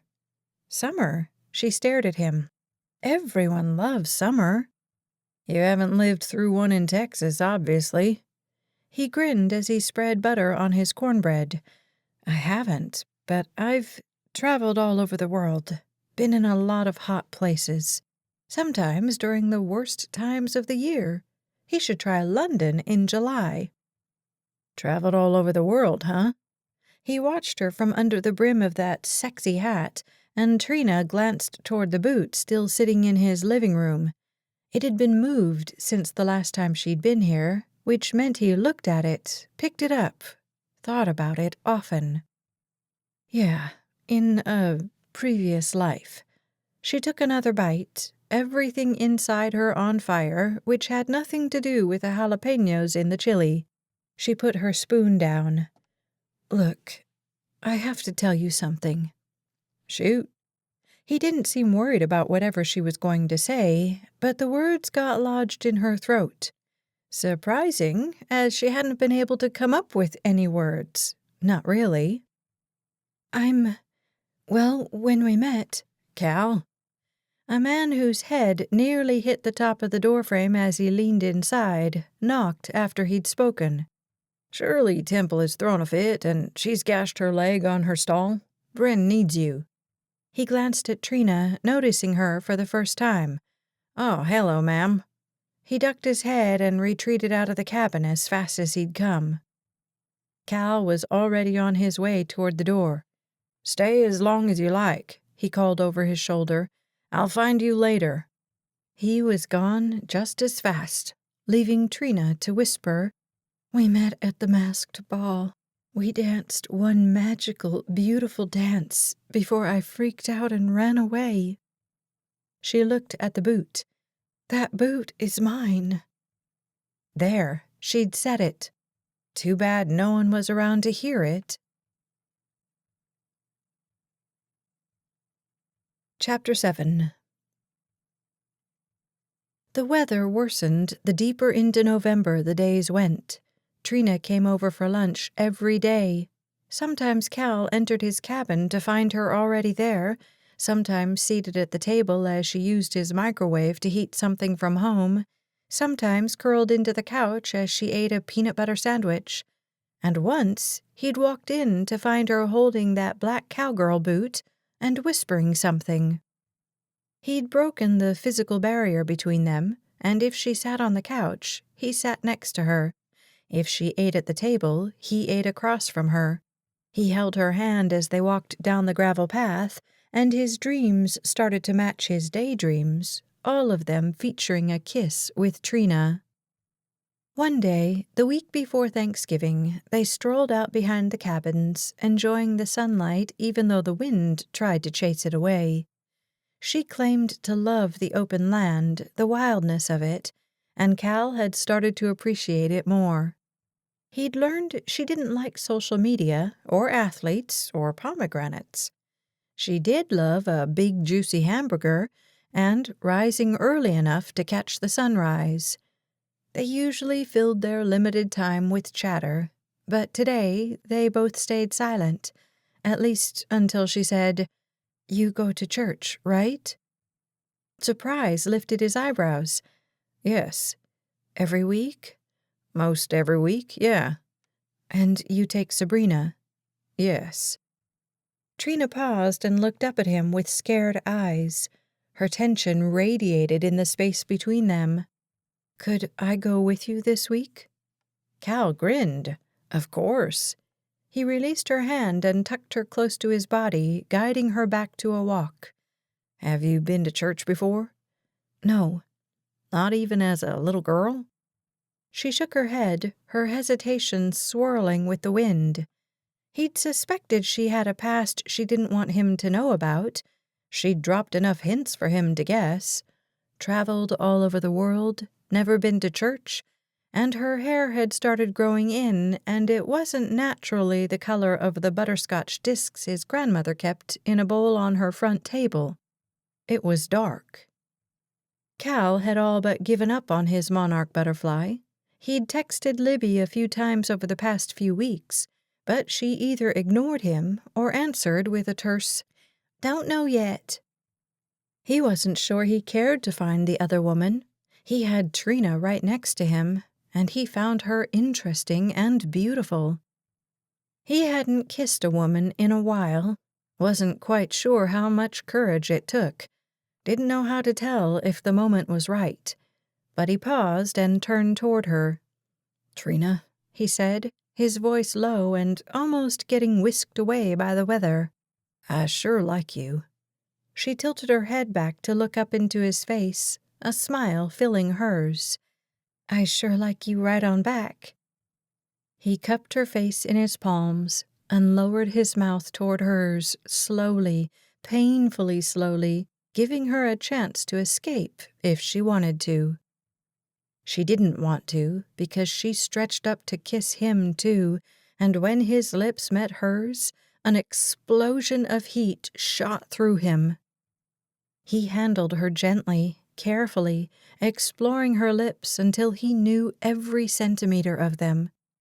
It was easily the best kiss of his life, and his heart galloped like a herd of wild mustangs by the time he pulled back. She gazed up at him, pure wonder and adoration in her expression. She smiled and ducked her head as she wrapped him in an embrace that he could feel along his ribs long after she let go. On Sunday morning, Cal stood in the bathroom, supervising Sabrina as she brushed her teeth. "Get all the way to the back ones," he said. "Mom says they'll all fall out anyway," Sabrina said around a mouth of foamy toothpaste. "Still have to take care of 'em," he said, hoping his voice sounded nonchalant and not like he was mentally cursing Petra for pardoning poor hygiene simply because those teeth would fall out later. She finished and jumped down from the stool he kept in the bathroom cupboard. "Can we go riding after church today?" "Not today, baby. His throat closed. He wasn't aware of Petra dating anyone since the divorce, and he had no idea how to explain Trina to his 6-year-old. "We're stopping by Trina's house to pick her up for church. Remember Trina?" "The horse feeder." "Right," Cal said. "She's coming to church for the first time today." Sabrina just looked at him, waiting for more. But Cal knew it had taken some serious bravery for Trina to ask him about church. "We'll come back here and have lunch with her," he said, hoping that was a good enough explanation. "You'll probably get to see her in the next few days while you're here before we go to Uncle Kyle's for Thanksgiving." Sabrina didn't argue or seem upset. He loaded her up and drove into town, finding the apartment building around the corner from the bank easily. "Scooch on over into the middle, baby. I'll go grab her and she can sit by the window." Her front door opened before Cal could get there, and Libby emerged first. "Cal Hodgkins." The way she always said his first and last name put this awkward air between them. He smiled at her anyway. Libby Larson. He glanced behind her to find Trina. She didn't own a dress, so we did the best we could. Libby turned to face the door and called, "Come on out, Trina." Cal licked his lips, unsure of what he'd see when Trina finally appeared, his heart running away with his imagination. Trina emerged, wearing a black skirt that probably went to Libby's ankles, but on Trina it hit mid-calf, revealing a pair of blue as denim flats. Her blouse was the color of the sunflowers that grew wild in the fields around the ranch, and it hung a little awkwardly off her narrow shoulders. She took his breath away. 100% left him breathless, the same way the monarch butterfly at the masked ball had. He found himself moving toward her and sweeping her into his arms, forgetting or not caring that Libby stood a dozen feet away and that his daughter was likely watching from the truck. "You are beautiful," he whispered in her ear, just before placing his lips against her soft skin there. She trembled slightly in his arms, and he regained his composure long enough to put the proper distance between them. He tucked her hand in his and turned back to Libby, who wore a giddy look on her face. She even bounced up and down on the balls of her feet and clapped her hands. "You guys are so cute together. You're right, though, Trina. You can't wear heels with him." Trina looked up at him and smiled. "You look nice." "Thank you, Sunflower." "Sunflower?" He reached over and fingered the blouse, pulling it slightly off her shoulder. He stared at the newly exposed skin, his thoughts bursting into fantasies he couldn't play out right now. "This reminds me of sunflowers," he said through a parched throat. "Well, your hat reminds me of coal, but you don't hear me using that as a term of endearment." "So no sunflower?" She shook her head, a playful smile toying with her mouth. Cal wanted to lean down and wipe that small smirk from her lips by kissing her. He opened the passenger door of the truck, kissless. "What about baby?" he asked. Sabrina looked over. "Yeah, Daddy?" Trina cocked her eyebrows. "No baby." Cal chuckled as he helped her into the truck, waving to Libby as she climbed into her own car. "Hi, Trina," Sabrina said as Cal swung the door closed. He went around the front of the truck, his eyes never leaving the two ladies in his truck. They were both smiling, and Trina said something that made Sabrina laugh. Cal's heart squeezed out an extra beat. Then, too, could this be his reality long term? Could he build a stable family unit for his daughter? If he could, he knew one thing. He wanted to do the rebuilding with Trina. "Go slow," he coached himself. "Be cautious. Every decision you make impacts 3 lives. His, Sabrina's, and as much as he didn't want to admit it, Petra's. Her life was eternally intertwined with his, whether he liked it or not." One of his father's mantras came to mind. Make good choices, then you only have to make them once. Cal wanted to do better than he'd done in the past when it came to choosing a wife. He couldn't believe he was thinking about Trina like that after only 5 weeks, but there the thought sat, right in the middle of his brain.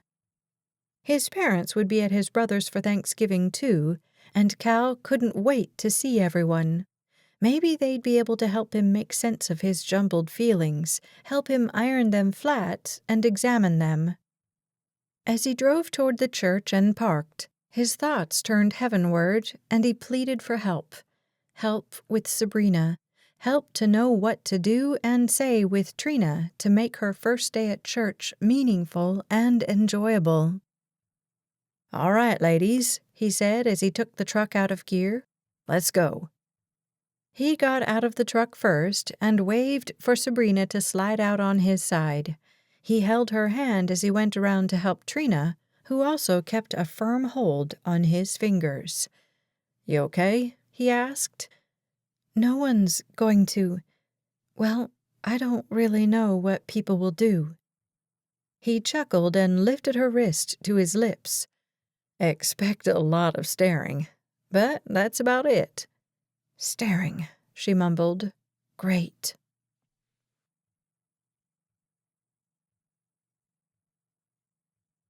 Chapter 8. Trina was sure most of the staring landed on her and Cal's joined hands. He walked between her and Sabrina, and Trina felt like she was on display. She'd lived her whole life like that, but she still didn't like the squiggly feeling in her stomach or the way her jaw muscles ached from holding her face so still for so long. He led her to a pew on the left side in the back.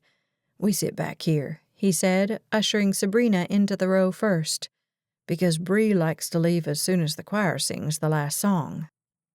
"Do people normally stay later?" Trina asked, admiring Cal as he helped his daughter get all the way over so there was room for all of them. "Some like to mingle, chat with each other, that kind of thing." Trina would like to leave as soon as the last note sounded in the hall also. "And the pastor comes out and speaks to everyone," Cal said. "We almost always beat him out." "Sounds great," Trina said, not knowing she'd need to mingle and speak with the pastor. They'd arrived early, and Trina gazed around the chapel, awed by the rich wood, the high ceilings, and the beauty of the morning light spilling through the huge windows in front of her and behind her.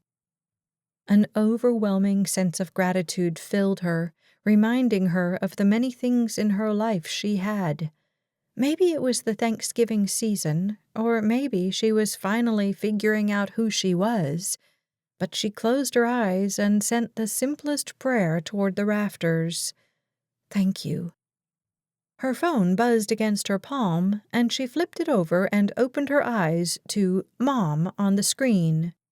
She smiled, probably for the first time, at the text. "Missing you today." Another one came right after it. "How are you?" "Really great," Trina texted back, the smallest of smiles forming on her face. She felt the weight of Cal's eyes on her phone, and she tilted it toward him. "My mother." He lifted his arm and draped it around Trina's shoulders, making her feel warm and wanted. She'd never felt small next to a man, but he made her feel that way, in a very good way. A way like he'd take care of her, protect her, love her no matter what happened. "Why so great?" her mom asked. Trina hunched her shoulders as her thumbs flew across the screen. "Just that the job is going great, and I've made some friends." "So are you going to stay wherever you are?" Trina glanced up as a man announced, "Brothers and sisters, welcome to our Sabbath day worship." He wore a bright smile and had a trustworthy face. Trina liked him instantly, even from this distance. "That's Miss Kelly's cousin's husband." Cal's lips practically tasted her ear, he leaned so close. Shivers cascaded across her shoulders. She hadn't felt so giddy about a man in all of her 33 years. "I don't even know how to follow that," Trina whispered back. Her phone forgotten, Trina focused on the way the choir filled the entire chapel with music as rousing as it was spiritual. And Trina felt something zing along her neck, down her spine, all the way into her toes. She didn't know what it was, but she liked the way it made her feel more powerful than she currently did. She liked the way she felt like she could fail and be okay. She liked the way she felt like she could change her life if she wanted to. And she wanted to. Trina picked up her phone and typed, "Yes, Mom, I'm going to stay where I am." Right where she was, right next to Cal. She snuggled deeper into his chest, and he squeezed her shoulder and placed a kiss on her head. She'd experienced lazy days like this before, right after a big win, when she was home alone, drinking hot chocolate and ordering her favorite kind of pizza. Today felt like that, like she could wear sweats and forget about makeup and no one would care, that whoever she ran into would accept her for who she was. The feeling lasted all the way out to the ranch, where Cal made grilled cheese sandwiches and opened a couple of cans of tomato soup. He filled them with milk while Sabrina told Trina about their upcoming trip to Austin. "Daddy says I can sleep with the other kids in the bunk beds."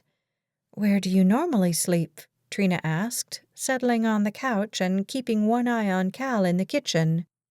A man who could cook. Definitely sexy. "With Daddy, but he says I'm getting too old, and Uncle Kyle said there's room with the cousins." Sabrina pushed her shoes off her feet and sat right next to Trina. "When's the last time you saw your Uncle Kyle?" Sabrina wore a blank look and shrugged. So, not in a while. Trina didn't know what that said about Cal. Probably that he had a very busy job and didn't visit his brother very often. She didn't need to read too much into it. "Lunch," Cal called, and Trina followed Sabrina into the kitchen, slightly less skip in her step. He'd told her about his 2 sisters and 1 brother. She'd mentioned her family to him briefly. He'd given the details of his marriage and divorce, including that his ex-wife had some mental disabilities and more shoes than anyone should ever own. Still, her heart had gone out to him when he detailed the day the divorce papers had come. Valentine's Day. Though he'd been expecting the divorce papers, no one wanted a county representative with a large envelope with all the wrong papers inside for Valentine's Day. Even though the story was sad, Trina had enjoyed the sound of his voice mingling with the breeze, the openness of the land here as they'd walked. Cal didn't seem to like being caged by walls either, so they at least had that in common. When they finished eating, Cal cleared the dishes but just left them in the sink. "Who wants to go for a walk?" Trina rose and brushed her hands together. "I do." "Can we take the barn dogs?" Sabrina asked. "Go see if they're there." Sabrina skipped toward the front door. Cal watched her, a smile lighting his whole face. "They'll be there. They just lay around on Sundays." "Barn dogs?" Squire's got a couple of dogs he uses to help round up the cattle. Well, more than a couple, but these 2 were born in the barn, and they like it there." "What kind of dogs?" "Blue heelers, like mine." Trina glanced around. "You have dogs?" Cal blinked at her. "I have 2 dogs." "Where?" She seriously had never seen a dog here before. "How did I not know this?" "They hang out around the ranch," he said. "You never saw the dog food bowls on the front porch?" She glanced at the boot, still stuck in place like a horrible painting that someone had glued up and Cal couldn't remove no matter how hard he tried. "No, I've never seen the dog food bowls on the porch." "Blitz and Bits," he said. "They're mine, but they roam around. They help with the roundup, too." "Do you help with the roundup?" He swept one arm around her and brought her close. "This may surprise you, but I'm not just a veterinary technician. I rode the rodeo circuit for a year and worked ranches while I finished school." "That isn't a definitive answer." He chuckled and ducked his head to place a kiss on her cheek. "Yes, I help with the roundup, too. I'm Squire's number 2, remember? And he has 50,000 head of cattle that need looking after." Trina's head spun with the vastness of what they did at the ranch. She had no idea what it took to keep that many animals alive and healthy. What kind of chores the cowhands had to face every day. The finances for an operation as large as this. "Found 'em!" Sabrina stuck her head into the house. "Let's go." "Let's go," Cal echoed, nudging Trina toward the door. Once on the porch, he leaned into the railing and whistled through his teeth. The shrill sound seemed to go on forever, and it pitched up for the last second. 2 gray streaks came around the corner, becoming more dog-shaped the closer they got. They bounded up the steps to Cal, their tails wagging and their tongues lagging out of their mouths. "See? Blitz and bits." He leaned over and scrubbed them down, the adoration for his dogs evident in his treatment of them, as he told them what good dogs they were and that they needed baths. "Can I bathe them, Daddy?" "No, baby," he told Sabrina. "Ranch dogs don't actually get baths. We can spray 'em with the hose after we walk if you want." Sabrina didn't seem upset by his denial, and she skipped between the cabins, all 4 dogs trotting after her. Trina wasn't sure how she felt about the blue heelers, but when Cal captured her hand in his, they disappeared from her mind. There was only Cal and the delicious heat from his touch. "What are you doing for Thanksgiving?" he asked. "Libby invited me to her parents in Oklahoma City." Several paces passed before he said, "She just learned how to skip," and nodded toward his daughter. Trina watched Sabrina as she literally skipped from one flower to a clump of brown grasses, then over to one of the dogs. "She's great."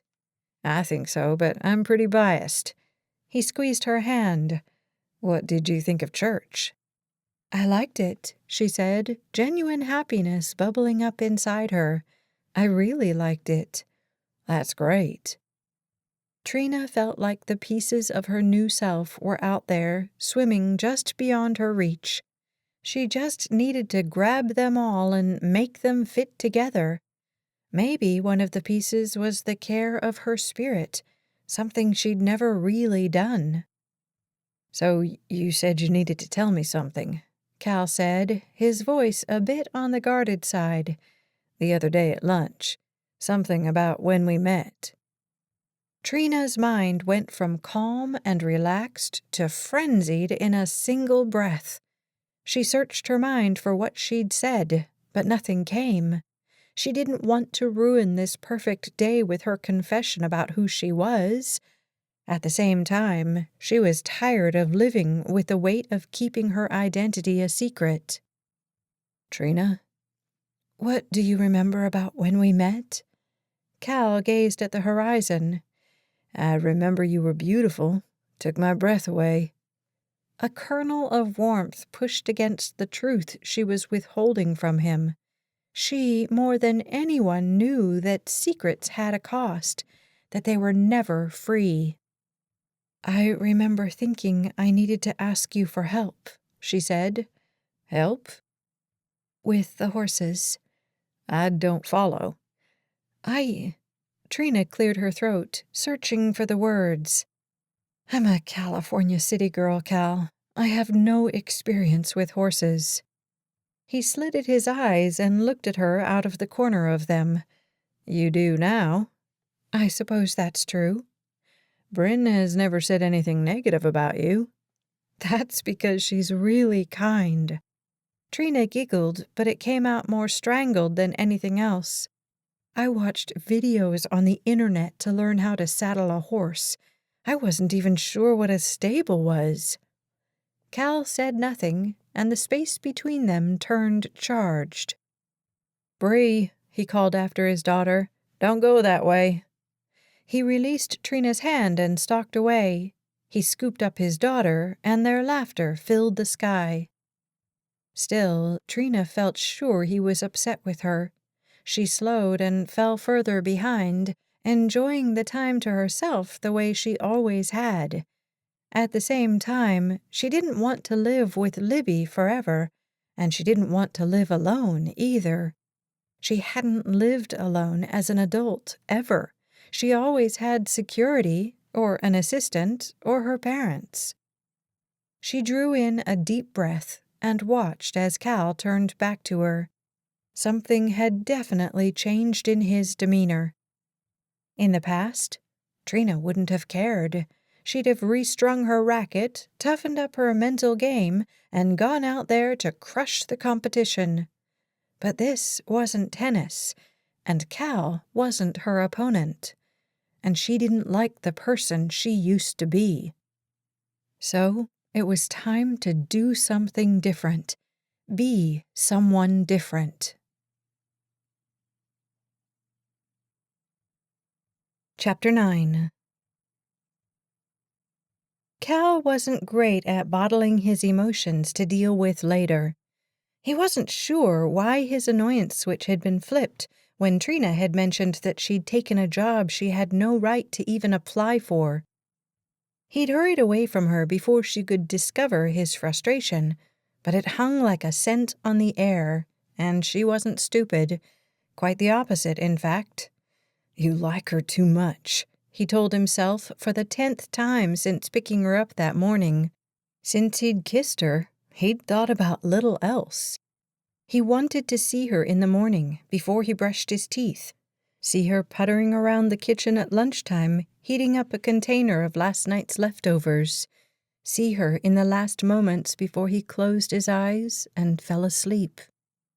Sure, the relationship had progressed fast, but Cal was old enough to know what he liked and what he wanted.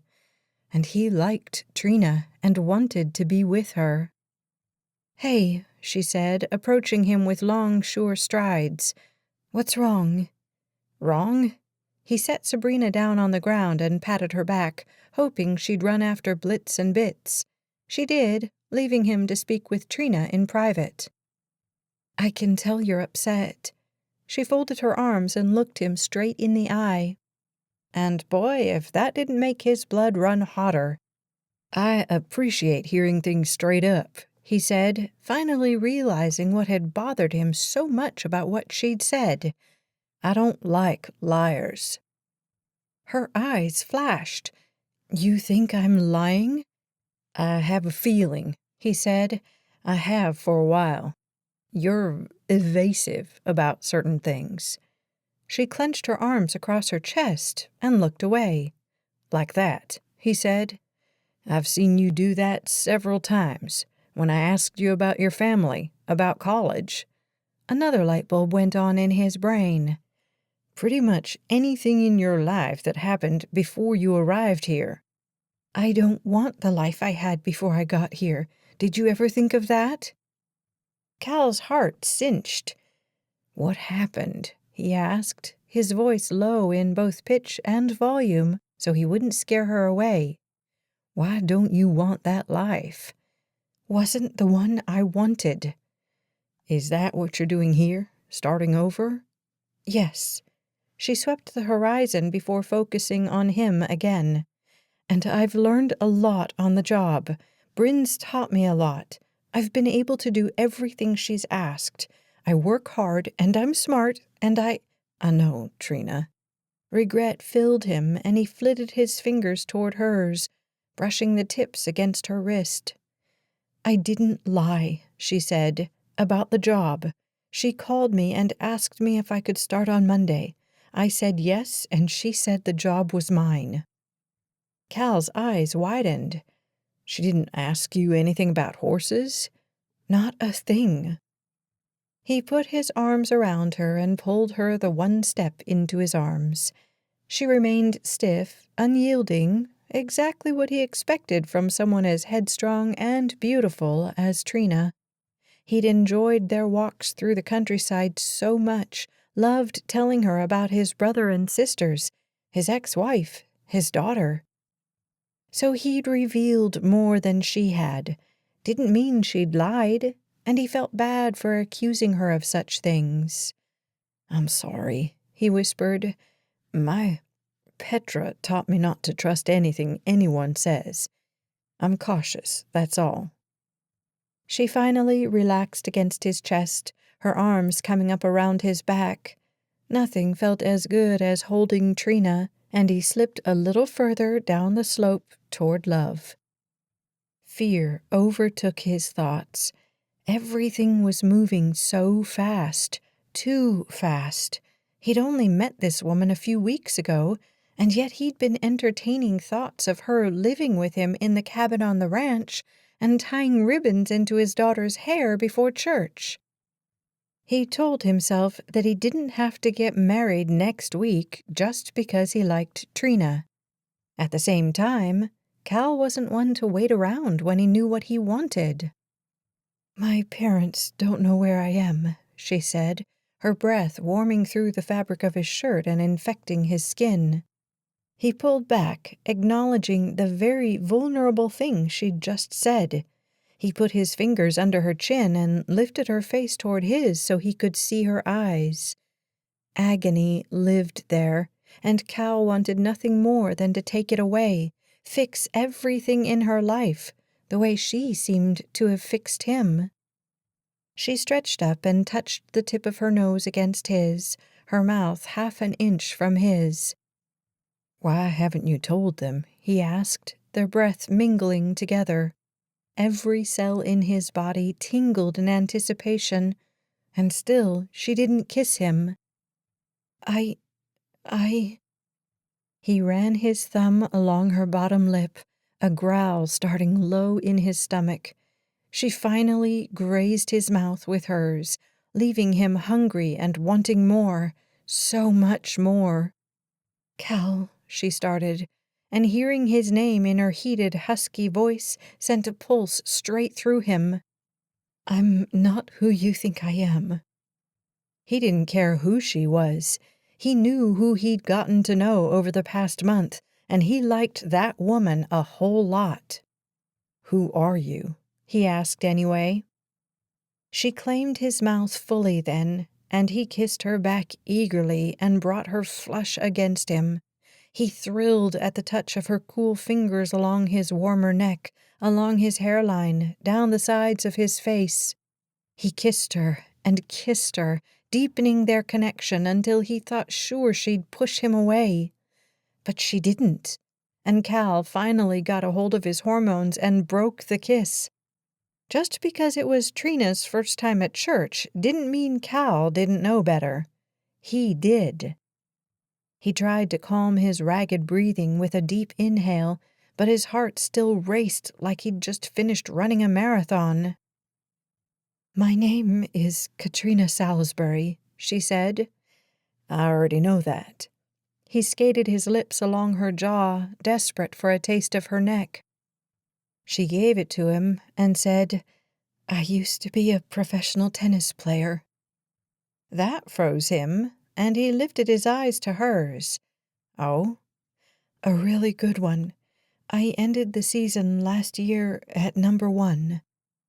Cal pulled back, needing some additional brain power, and he didn't seem to think very clearly with a scent of her raspberry skin so close, the tantalizing shape of her mouth distracting him so easily. "#1, huh?" he said. He may not have kept up with women's tennis specifically, but even he knew what it took to be #1 in the world in a sport. No wonder she'd been able to pick up her work with the horses so easily. She was used to working long hours, getting up early, and getting yelled at. Not that Bryn yelled, but still. "#1, she confirmed. Cal studied Trina, trying to see her in a short tennis skirt, a racket in her hand, her hair pulled back into a tight ponytail. His eyes drifted to her roots. It would definitely be a dark-haired ponytail. "Has Libby said anything else about the monarch butterfly?" he asked. Her eyes, which had softened, turned to glass. "No." She stepped out of his arms and turned around. "I'm ready to go back." She took a few steps and paused. Cal cursed himself for bringing up the monarch butterfly. He'd all but given up hope that Libby would find out who she was, and Trina had been a suitable replacement for her. Better, actually. He really wanted her to be the monarch butterfly, his monarch butterfly, who morphed and transformed into something beautiful and majestic, who helped him transform into someone better, someone who deserved someone as beautiful and powerful as that butterfly woman had been at the masked ball. Trina glanced back at him, tucking her short hair behind her ear as if it used to be longer. "Sabrina," he called to his daughter. "Blitz! Bits!" He whistled through his teeth, bringing everyone back to him. "We're going back, baby." "Can we have brownies and ice cream now?" He tousled her hair, wishing his life was as easy as brownies and ice cream. "Sure thing."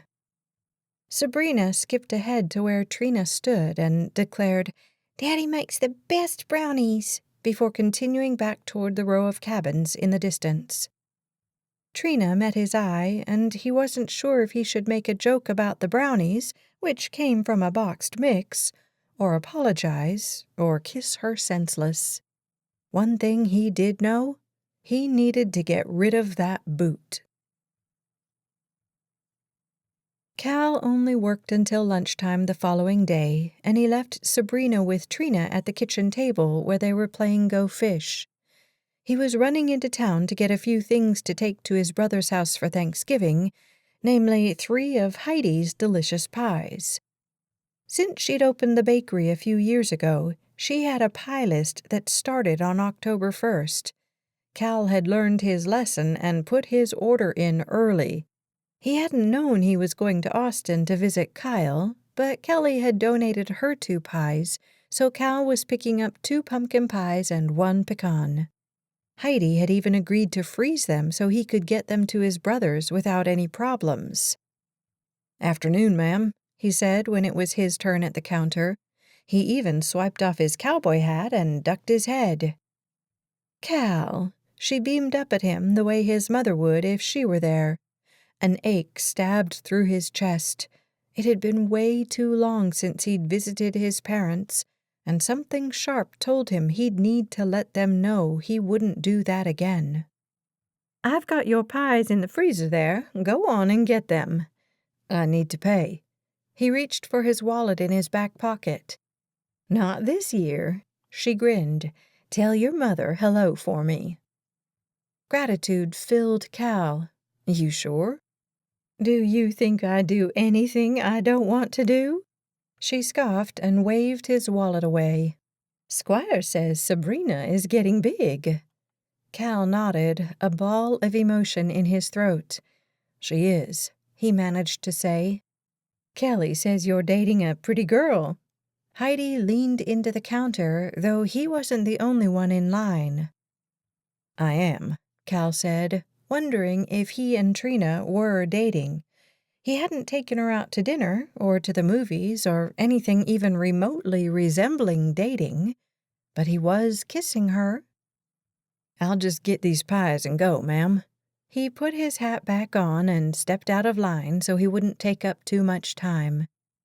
With the 3 boxes sitting securely next to him on the bench seat, he headed down the main drag in town so he could get back to the turnoff for the ranch.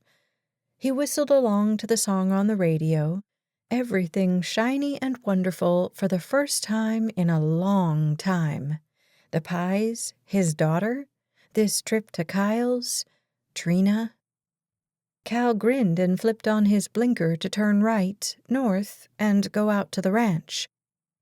On the left, a flash of orange caught his eye. The thought, a butterfly wing, stole through his mind, a whisper as soft as smoke. He slammed his foot on the brake pedal, his thoughts screaming, "The pies! Don't ruin the pies!" He flung his arm out to catch them, saving them from sliding off the seat and splatting on the floor. He glanced to his left, and sure enough, a set of monarch butterfly wings was walking away from him. His heart pulsed, skipped, pumped, skidded inside his chest. He pulled off the street and left the truck running as he leapt from it. The woman was halfway down the block and walking in the opposite direction.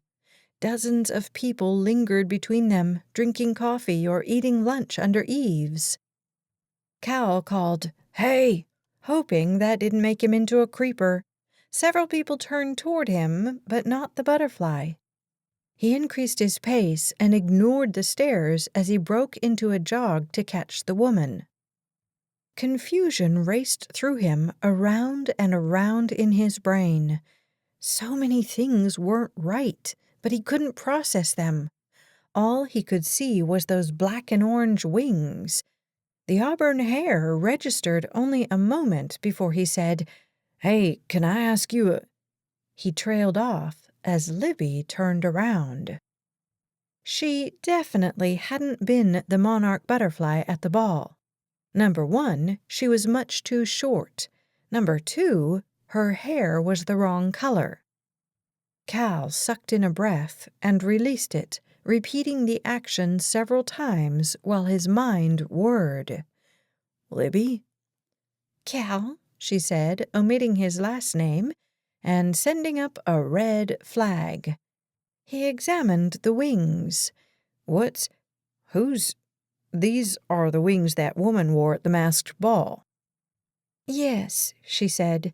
No. "Libby," he said, a definite edge in his voice. "Who was that woman?" I swore I wouldn't tell you. She wrung her hands and glanced over her shoulder to where a couple sat eating hamburgers and tots. The jacket Cal wore to keep the almost December chill off his skin suddenly seemed way too warm. "So you know who she is." His voice coming out of his throat felt like he'd swallowed a large ice cube. I know who she is, Libby whispered, her face turning pale and her eyes widening even further. Cal's blood thrummed through his ears so loud he almost missed it when she said, So do you. He stumbled back a step. "What? Who?" He only knew a handful of women in town, and he'd been spending all his time with— "Trina?" he asked. Hope ballooned in his chest. At the same time, his heart backfired. It couldn't be her. Surely she'd have said something, anything, when she'd seen her boot sitting on his mantel. Foolishness hit him like a fist in the face, amplified when Libby said, It was Trina. She looked like she might start crying. She'd only been in town a few days, and she didn't have anything to wear, so she borrowed— Cal held up his hand, and Libby muted like she was a puppet and he the master. Anger had never tasted so bitter and roared through him with the strength of an inferno the way it was now. Not even when Petra had served him divorce papers on Valentine's Day. He spun on his cowboy boot and marched back down the street, his fists clenched at his sides. People continued to stare, but he ignored them easily, his emotions surging and making everything but his goal invisible. Chapter 10. Trina felt a chill in the air and lifted her head from the trough where she'd been feeding a 6-month-old horse. She didn't see anyone, but there was definitely a change coming. She'd just straightened when she heard a male voice around the corner. She froze. Everything paused. Cal knows. She took a step toward the corner and fell back. She should hide, run now before she had to see him. She wanted to run. She wanted to stay. She wanted Cal. She couldn't decide. In the end, she didn't get to decide. Cal rounded the corner, his handsome face a perfect storm of fury. He'd been walking fast, but he came to a complete standstill when he saw her. And just like when she'd met him at the Halloween ball, this strong tether of attraction made her legs take a step toward him, even though she didn't expressly tell them to. "I'm the monarch butterfly," she said.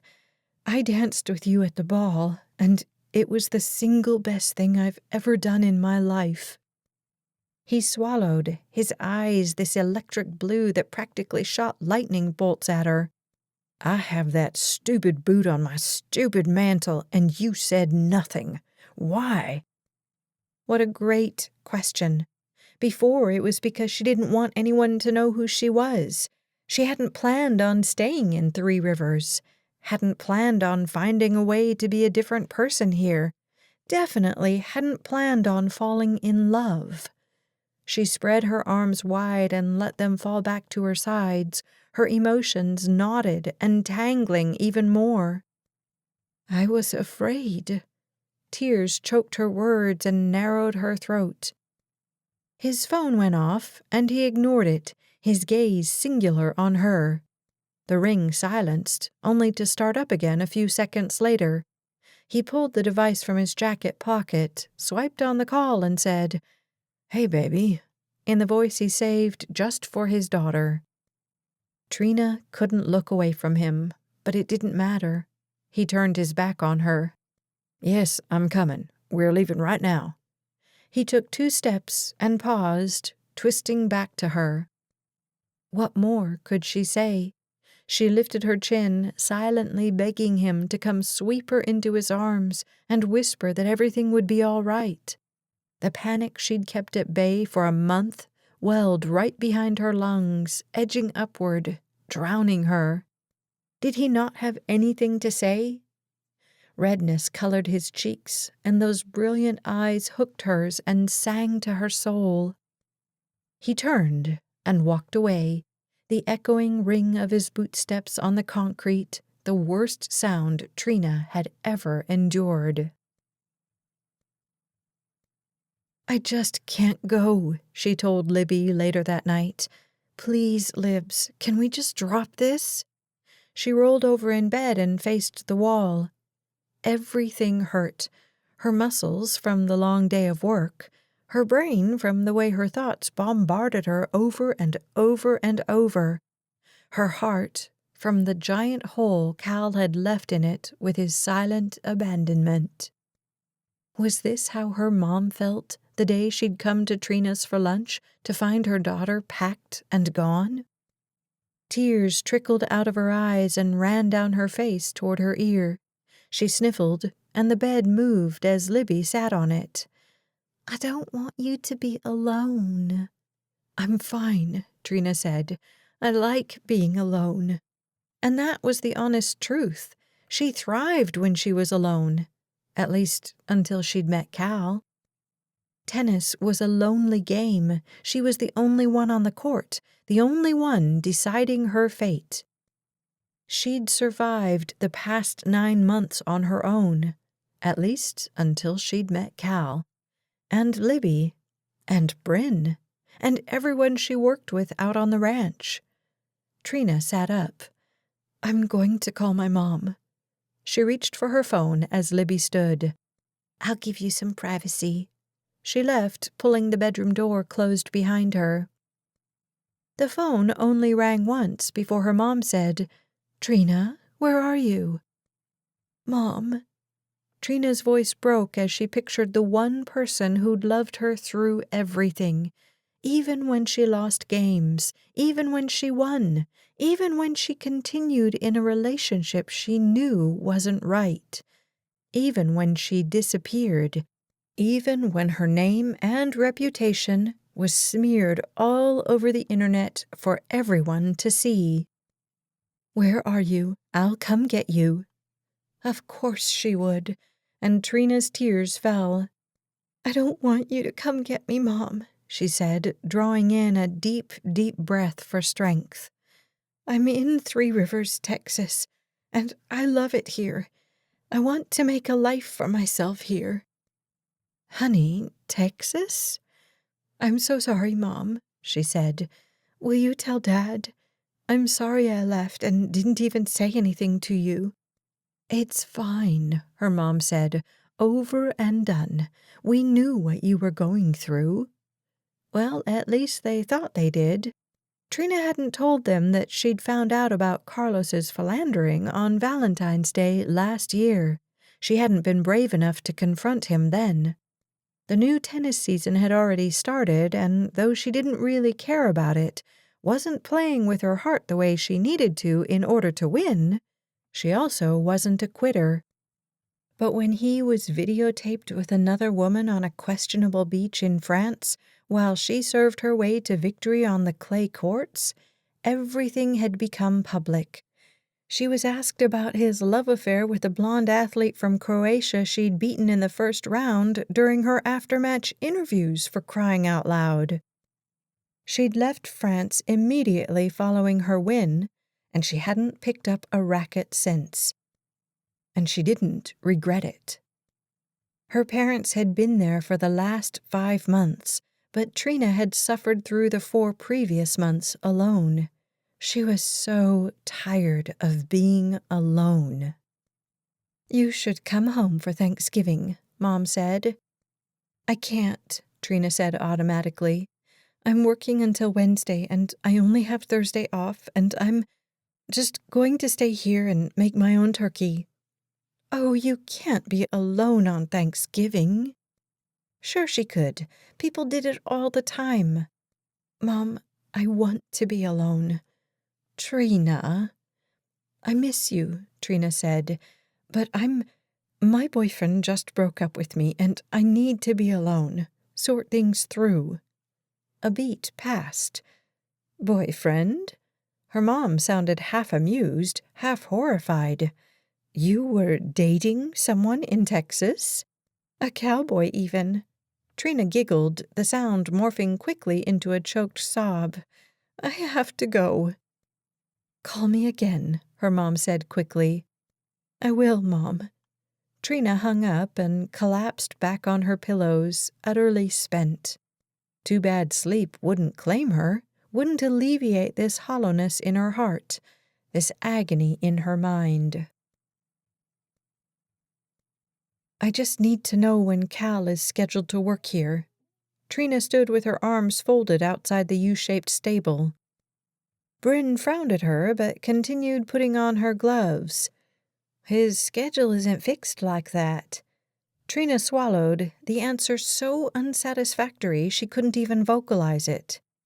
"I know he won't be back until next week," she said. "I might have to get a new job," Trina said. "I can't." She cut off at Bryn's inquisitive look. "We broke up. Cal is a reasonable man. I was the monarch butterfly and didn't tell him." Bryn stalled in her twist back to the stables where she'd been going before Trina had caught her and asked to talk. "You were the butterfly? He must have talked to me about her a dozen times." A look close to exasperation crossed Bryn's face. Maybe more. Trina shuffled her feet. "Who else did he tell about the butterfly?" "Everyone," Bryn said. "Squire and Kelly, Pete and Chelsea. Even Bennett was speculating about who it could be." "Hey there, beautiful." Bryn's husband, Ethan, emerged from the stable and wrapped her in his arms. He placed a kiss on her temple, and every muscle in Trina's body constricted. She pushed past them and went into the stable so they wouldn't see her cry. "Is she okay?" she heard Ethan ask. Bryn responded, but Trina didn't hear it. "No," she thought, "she is not okay." But she worked through the pain like she'd always done. She went to church by herself that next Sunday, knowing she wouldn't run into Cal. She managed to work another week out at the ranch without running into him. He had a bigger network of cowboys and spies, and she suspected he'd put them all on the case so their paths wouldn't cross. She'd taken to eating her sandwiches in her car, windows rolled up, alone. By the time she went home for Christmas, she was utterly spent. But she'd gone to church for several weeks, basked in that calming comfort, and she now knew how to pray for what she needed. And for now, that would have to be enough. Chapter 11. "How long do we have to keep doing this?" Bennett asked. "It's exhausting trying to keep tabs on a woman all day." Cal didn't answer. Forever felt like too long, but also not long enough. He knew he was being petty. His brother had told him so, his mother too. In fact, everyone over the age of 18 had told him to go talk to Trina and work things out. On paper, it sounded like a good plan. But when he thought about actually coming face to face with her, his humiliation and hurt boiled up, making him angry, and he couldn't face her angry. He also couldn't throw that blasted boot away. He'd tried, and it had lasted for half a day, whereupon he dug it out of the trash can and put it back in its rightful spot. "You staying here for the holidays?" Bennett asked, leaving the topic of Trina unanswered. Cal picked up the clipboard outside a horse's stall. "Yep, you?" "Yeah, my parents are going on a cruise for Christmas." "Sounds fun." He checked the antibiotic dosage and went to get it ready. "I'll see you later." "You should talk to her," Bennett called after him. Cal didn't turn or wave or even slow his stride. He just needed more time. Petra had Sabrina for Christmas, and Cal would truly be alone. He hadn't given much thought to spending the holidays alone, not nearly as much as he usually did. He'd planned on holding hands with Trina, and sipping hot chocolate with Trina, and opening presents with Trina. He'd planned on it, and didn't even know it. How was that even possible? How had he mapped out his whole future with her and not known? He sighed as he leaned against a stall, his emotions overwhelming him and making him weak. "I just need more time," he muttered to himself. It had taken him 4 years to even start dating again. Truth was, Trina was the first woman who'd even sparked his attention. But he didn't know how to not be angry with her, and until he did, he didn't want to see her. Christmas passed, and he enjoyed Heidi's cooking at the homestead. They laughed and played games and sang carols, while Cal existed in the same space as them. He thought he did a decent job of putting on his happy holidays face, but he caught the way Heidi watched him, saw Kelly and Chelsea with their heads bent together, and he escaped before the pies were even served. Blitz and Bits didn't seem to mind that Trina wasn't around, and he let them up on the bed with him that night so he didn't have to sleep alone. On New Year's Eve, he went over to Bennett and Sawyer's cabin for card games, chips and salsa, and a zero-tolerance policy for talk about women. Sawyer's girlfriend had broken up with him on the night of the masked ball, and he was still pretty salty about it. Cal didn't think he'd stay until midnight. Number 1, he was old and liked to get to bed by 9, because number 2, he woke up at 5:30 no matter what time he actually went to sleep. "Your turn," he said to Bennett for the 3rd time since they'd started playing cards. He hastily set his phone down and played a card. "Who are you texting?" Sawyer asked, making a swipe for Bennett's phone. Bennett nearly hit it onto the floor in his attempt to get to it first. "No one? Better not be a woman." Bennett shoved the phone in his back pocket and hunkered down behind his cards, which meant it totally was a woman. Cal didn't ask any questions, didn't really care. He just wanted to be somewhere that felt like it had life, as his cabin had become immediately stale upon Trina's departure from his life. "Your choice," he told himself as he played a heart, the trump suit for this round. Sawyer growled in protest as Cal won the hand over his ace of diamonds. He stacked the cards in front of him, his mind still on Trina. "You could have her back." He pushed his breath out in a slow stream. "Help me release my anger," he prayed, something he'd been doing since Christmas. Every time he thought about the boot, he felt like the world's biggest loser. Every time he pictured Trina, all he could think about was how she'd lied to him, over and over again. And then he'd berate himself for not knowing, for not listening to his gut when it told him there was something she was hiding. There was a lot of somethings. Her inexperience for the job, that she was a world champion tennis player. Those things he could handle. He had handled. But her being the butterfly and saying nothing? He shook his head as he lost a round he should have won. He left by 10 and was sound asleep when the ball fell and the new year began. Cal strongly disliked January and half of February. Everyone had all these grand goals to work out, eat healthier, get organized. He kept his house sterile and could eat whatever he wanted because he spent 12 hours a day on his feet. Check, check, and check. Truth was, he hated January because it meant February was coming, and that meant Valentine's Day. He thought 5 years would be enough to get over what Petra had done, but his heart felt twisted and poisoned inside his chest, and he wondered if his scars would ever heal completely. At the dawn of February, Bennett approached him for their 10:30 check-in. Cal had to work over at Bryn's today, and he did not want to run into Trina. "This is the last day I'm doing this, boss," Bennett said. "She's in the exercise yard, so I think you're good to go to the stables." His phone chimed, and he looked at it, a set of frown lines appearing between his eyes. "Did you know there's a Valentine's Day dance this year?" Cal snorted. "How would I know that? And no, I'm not going." Bennett barely looked up from his phone, and annoyance sang through Cal. He wanted to argue with Bennett that he needed him to keep tabs on Trina, but the fact was, he didn't. They'd perfected their come-and-go, ebb-and-flow routine, and he could avoid her easily now. It had been a couple of weeks since he felt like he'd break apart if he saw her, so that was good. Time really did heal a lot of things.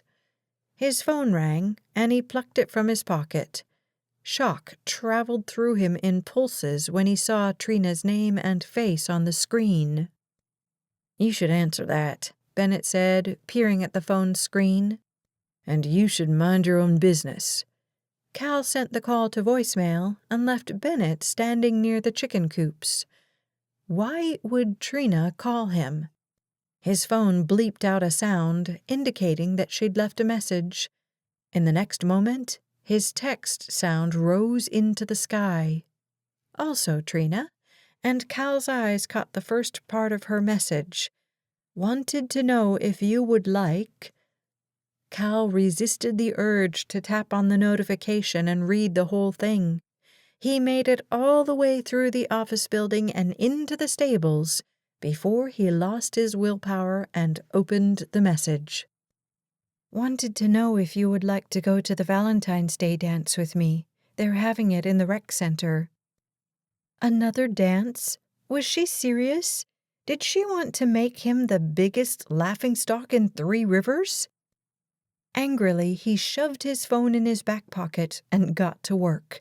The faster he worked, the faster he finished. And the faster he finished, the sooner he could get on home, feed his dogs, and turn on a good documentary, one that would allow him a few minutes of relief from thinking about Trina.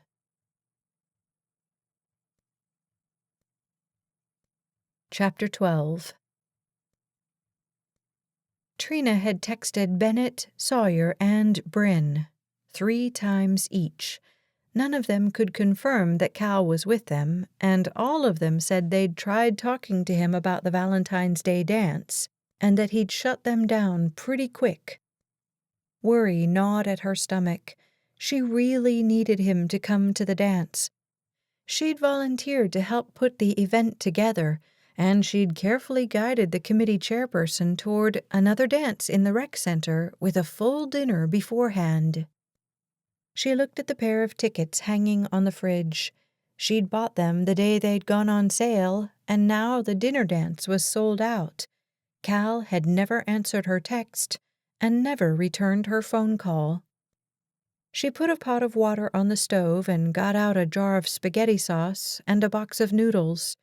When she'd gone home for Christmas, she'd told her family about Cal, about what she'd done and why.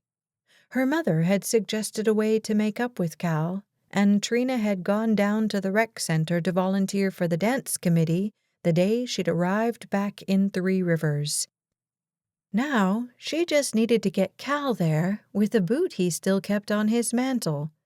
So maybe she'd strolled by his cabin to check that he still had it. She couldn't describe the hope that had filled her chest when she found it still in its rightful place. While the noodles cooked, she couldn't help walking over to the monarch butterfly wings hanging on the back of the closet door. They really were beautiful, and she really wanted to put them on and walk into the dance, her attention singular on Cal. Which would be super hard to do if he wasn't there. Helplessness filled her, and she turned away from the wings, away from her thoughts, as the water overboiled and hissed against the hot burner. The smell of burnt starch filled the apartment, and Trina hurried to clean up the mess, though her phone chimed 3 times in quick succession. Anxiety urged her to wipe faster and twist the burner to a lower heat. Once that was done, she reached for her phone to find 3 messages from Bennett. "He won't come to the dance. Maybe you should think of something else. Sorry, Trina." The balloon of hope that had kept her going these past several weeks deflated all the way. Sorry, Trina. A freaky calmness descended over her, and she set the phone on the counter and resumed her preparation of the spaghetti. She stirred, drained noodles, and mixed everything together. She tonged herself a bowlful of food and sat down in front of her phone. But her appetite had fled. The very smell of oregano set her stomach turning, and she pushed the bowl further from her. All at once, an idea hit her. If Cal wouldn't come to the dance, she'd go to him. She scrambled to get her phone, where she sent a message to Bennett. "Do you want my tickets to the Valentine's Day dinner and dance?" "You're giving up?" "You just told me he wouldn't come." "I didn't peg you for a quitter." "Oh, I'm not quitting. I'm just changing tactics." She'd done it many times during a match. If she couldn't wear her opponent out by hitting the ball from one corner to the other, she went for hard strokes right into the body. If that didn't work, she tried a short ball barely over the net, or skipping the ball off the baseline, challenging balls she knew were in, complaining to the chair umpire, whatever she had to do to get inside the head of the woman across the net. Cal didn't have a tennis racket, and Trina had tried appealing to a higher power to help her. So far, nothing had worked. "But I'm not giving up," she said to the butterfly wings. She marveled at this change in her. She'd fled her life when things went public with Carlos. Why was she willing to stay and fight for Cal when she hadn't before? "Because I love him." The answer was as clear as glass, easy to understand, and like a balm to her weary soul. Tears pricked her eyes, and she decided to try one more prayer. "Please," she pleaded, "please help me to know what to do and what to say to get him to forgive me." An idea popped into her mind, and she didn't hesitate, simply grabbed the wings and marched out the front door.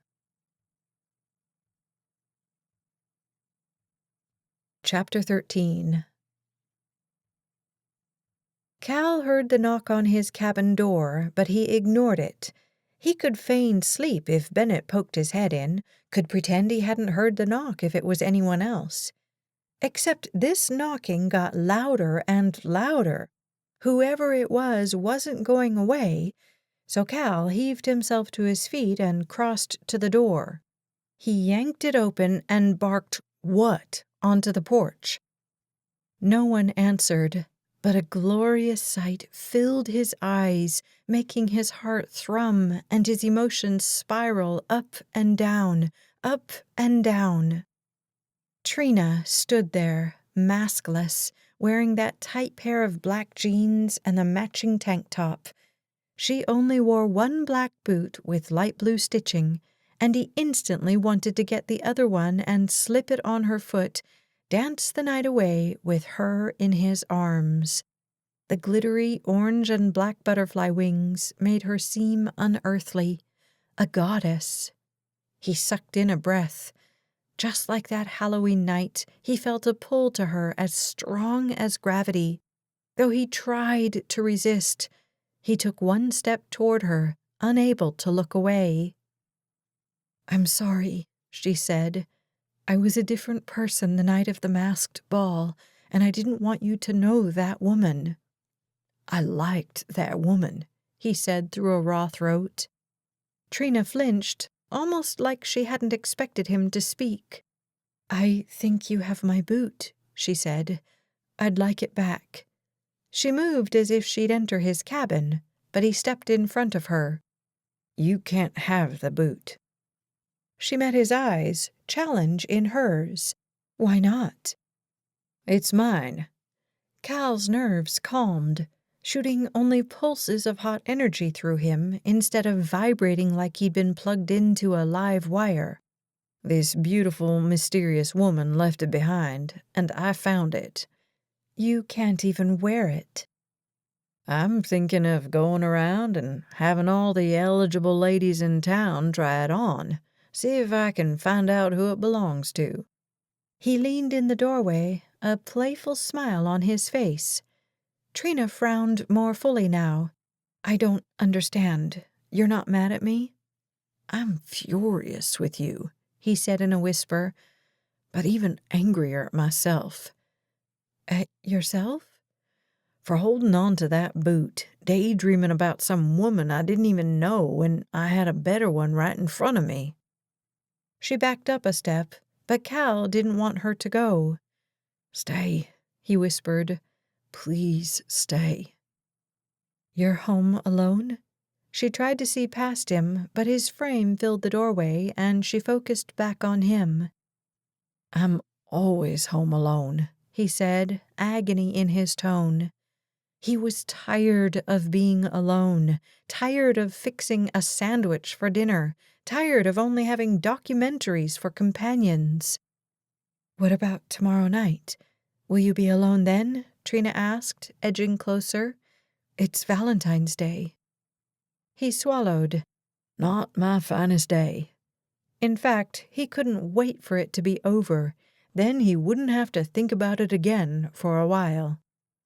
"I think we should change that," she said, stepping fully toward him now. 1, 2. If she took a third, he'd be able to wrap his arms around her and hold her against his chest. Everything in him screamed at him to do that, but he remained as still as a statue. She put her hand on his chest, effectively branding him. "Let's break this curse we both have on February 14th. "How do you think we can do that?" He trailed one finger along the edge of her wing. He'd wanted her to be the monarch butterfly so many times. The fact that she was should be comforting, not angering. "See if that boot fits me." She peered up at him with those gorgeous eyes, and it took every ounce of self-control Cal had not to lean down and close the 2 inches between them and kiss her. "I guess you can try it on," he said. "If it fits, does that mean you're my Prince Charming?" "I sure hope so," Cal said, backing into the cabin. He took the boot from the mantel and gestured for her to sit on the couch. She perched right on the edge of it and held up her shoeless foot. He knelt in front of her and slipped the boot on easily. He glanced up at her, the silence between them almost to the breaking point. "I'm so sorry," she whispered, at the same time he said, "I'm sorry, Trina." She grinned, which caused Cal's chest to expand properly for the first time in months. "I'm going to kiss you now," she said, only a moment before she touched her lips to his. He took her face in his hands and matched the rhythm of her mouth, taking from her what he needed to be whole again. She seemed to be doing the same, and by the time she pulled away, Cal could finally breathe. "I missed you," he said gruffly. "Should have brought the boot over earlier, I suppose." She giggled, and he swooped onto the couch next to her and held her tight against his chest. "I felt like a fool," he said, going straight for the confession. "I was humiliated, and it took me a long time to come to terms with those feelings." "Because of Petra?" She wasn't asking. "Because I wasn't sure how I'd fallen in love with you so fast." She sucked in a breath and held it. "I'm a different person now. I know that. Do you still like that woman you met at the dance?" "I sure do," Cal said, hoping he could explain. "She changed my world. She opened up my heart to the possibility of having another woman in my life. For years there, it was just me and Sabrina. No one else was invited. But you, changed that." He exhaled and stroked his fingers up and down her bare arm, a tiny thrill passing through him at the softness of her skin. "So it was probably stupid, but I held on to the magic from that night. The butterfly was magic to me, and I didn't want to just discount her." He leaned over and brushed his lips along her temple, down to her ear. "I wanted her to be you," he whispered. "Every day I wanted her to be you." She turned and looked him straight in the face. "I love you, Cal," she said. A nervous laugh burst from her mouth. "It sounds so strange, but I feel it." She tapped her chest right above her heart. "The same way I felt so peaceful at church the first time I went. Like it was just right." Cal smiled, and the darkness that had been clouding inside his soul these past few months dissipated. "I know exactly what you mean." He ducked his head closer. "And now I'm going to kiss you." This time, he explored her mouth gently, giving all of himself to the woman he loved. Chapter 14. "I looked you up online," Cal said after she'd arrived at his house with a couple of take-and-bake pizzas in the shape of hearts. Trina seized, a guttural groan emanating from her throat. "It's Valentine's Day," she said, setting his oven to the correct temperature. "Do we have to talk about this today?" He'd presented her with a dozen red roses at lunchtime and given her a German chocolate cupcake with a chocolate-dipped strawberry topper when she'd left the ranch after work. She just wanted to eat pizza and curl up with him on the couch. Maybe talk about the last documentary he'd watched, or what the weather was like in London. Anything but what he'd seen online. "I just think you should know that I don't care who she was," Cal said, clearly wanting to talk about everything Trina didn't. She turned to face him and crossed her arms. "You aren't impressed with her serve, her multiple Grand Slam wins, her millions of dollars?" He didn't even blink. "Nope." "What do you like about her?" "That she came here." He gave her a sexy smile and extended his hand toward her, an invitation to go with him. And because Trina loved him and wanted to be near him, she slipped her fingers in between his and let him lead her out to the front porch. He sighed as he sat down on the top step, drawing her down with him. "I don't care about the serve, or the titles, or the money." "I know you don't." She leaned her head against his shoulder, glad for an easy place to land when things got hard. "I do want to see the trophy room in your house in California." She tensed. He'd done more than look her up online. He'd read articles. "It's boring," she said. "All this gold and silver the light glints off of. Bad for the eyes." "What are you going to do about that house?" he asked. "I don't know. Sell it, I guess." "Because you're staying here, right?" She looked over to him at the nervous undertone in his words. "Cal, of course I'm staying here." "I live in a 2-bedroom cabin," he said. "It's not a house in the hills, not even close." She lifted her chin and glanced down the gravel path toward the homestead. "Hills are overrated." He chuckled and lifted her knuckles to his lips. "I'm so glad you came to Three Rivers," he murmured, moving his mouth to her wrist. "Me too," she said. "I may not be glad about how we got here, but the important thing is that we did. We survived." He looked at her, and she caught a desperate edge in his eye. "We sure did," she said. "So, money or no money, titles or no titles, fame or no fame, I'm glad you're here." He gave her a small smile and dropped his gaze to the steps in front of him. She stood, an idea blooming in her head. "Come on," she said, tugging on his hand to get him to come with her. "What?" he asked, as she towed him back into the house. She glanced around, but could only find the television as a source of music. "You don't have a radio?" she asked. "A radio? No, I don't have a radio." "We'll use my phone." "For what?" he asked as she hurried over to where she'd left it on the kitchen table. She swiped and tapped, typed in a website, and made sure the volume was turned up all the way. The first notes of the ballad came through the speakers, and Cal's gaze turned hot. "I'm wearing the boots," she said with a smile. "I want to dance." He took her easily into his arms, and she melted into his embrace. She'd spoken true when she'd said being with him just felt right.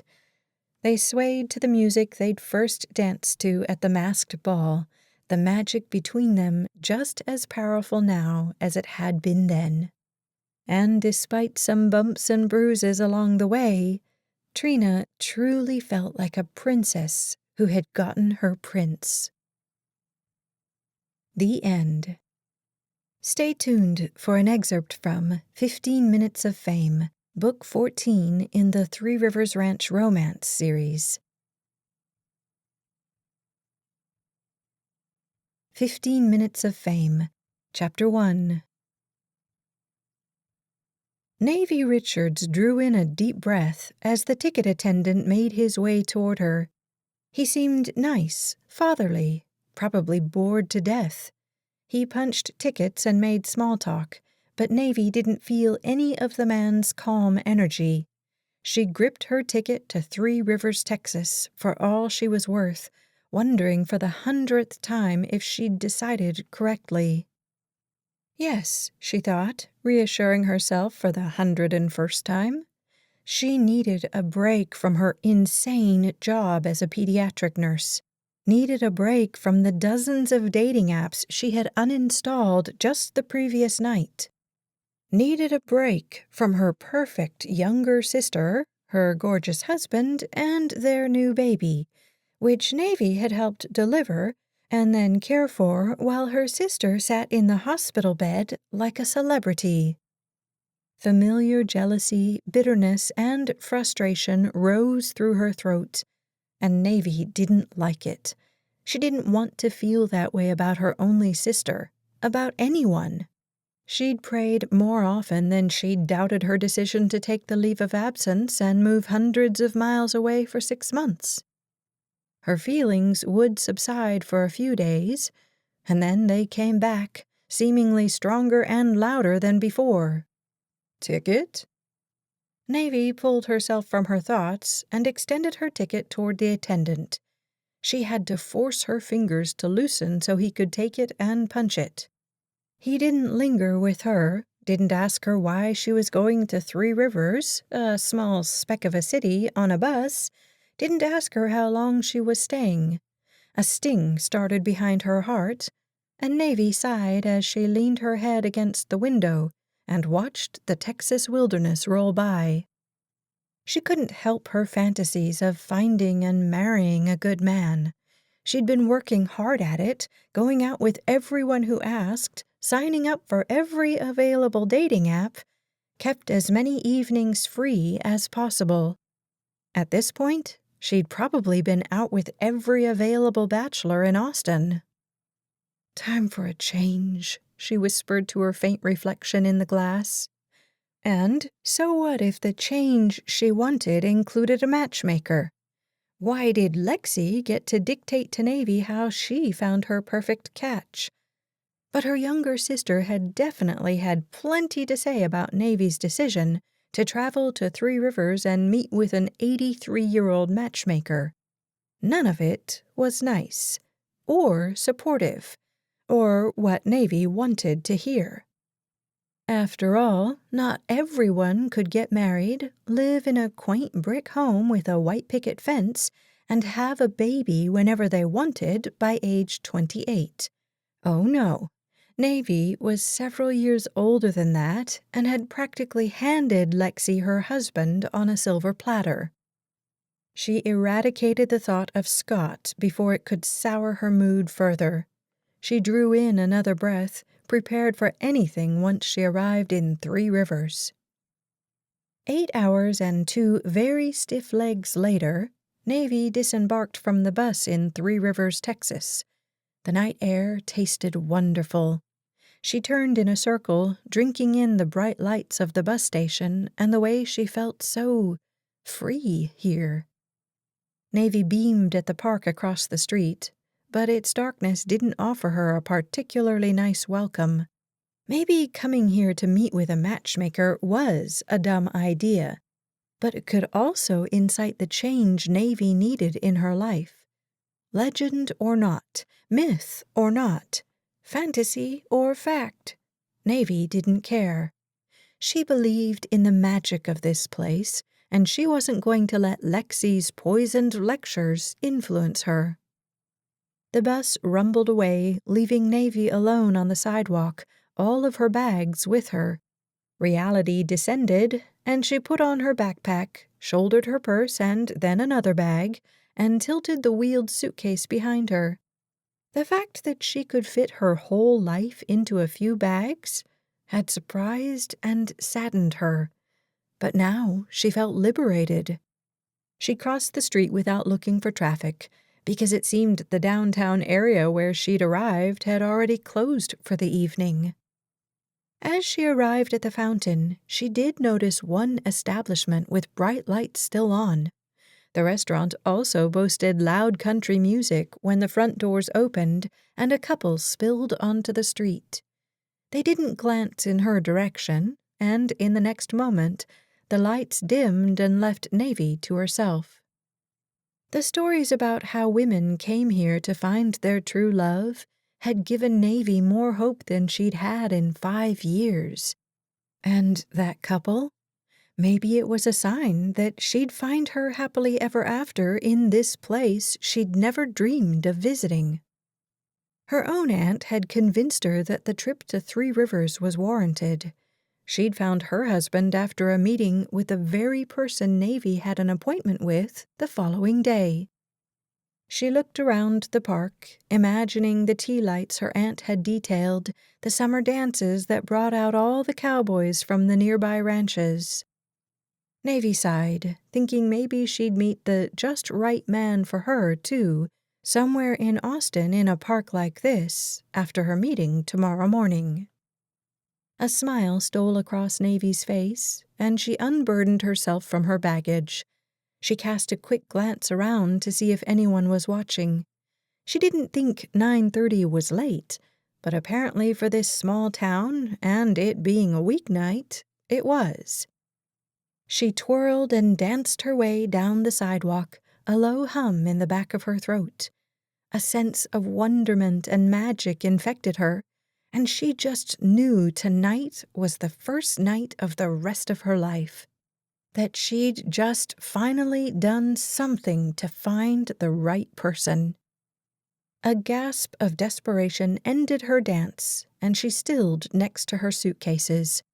She didn't want millions of dollars. She didn't need a big mansion.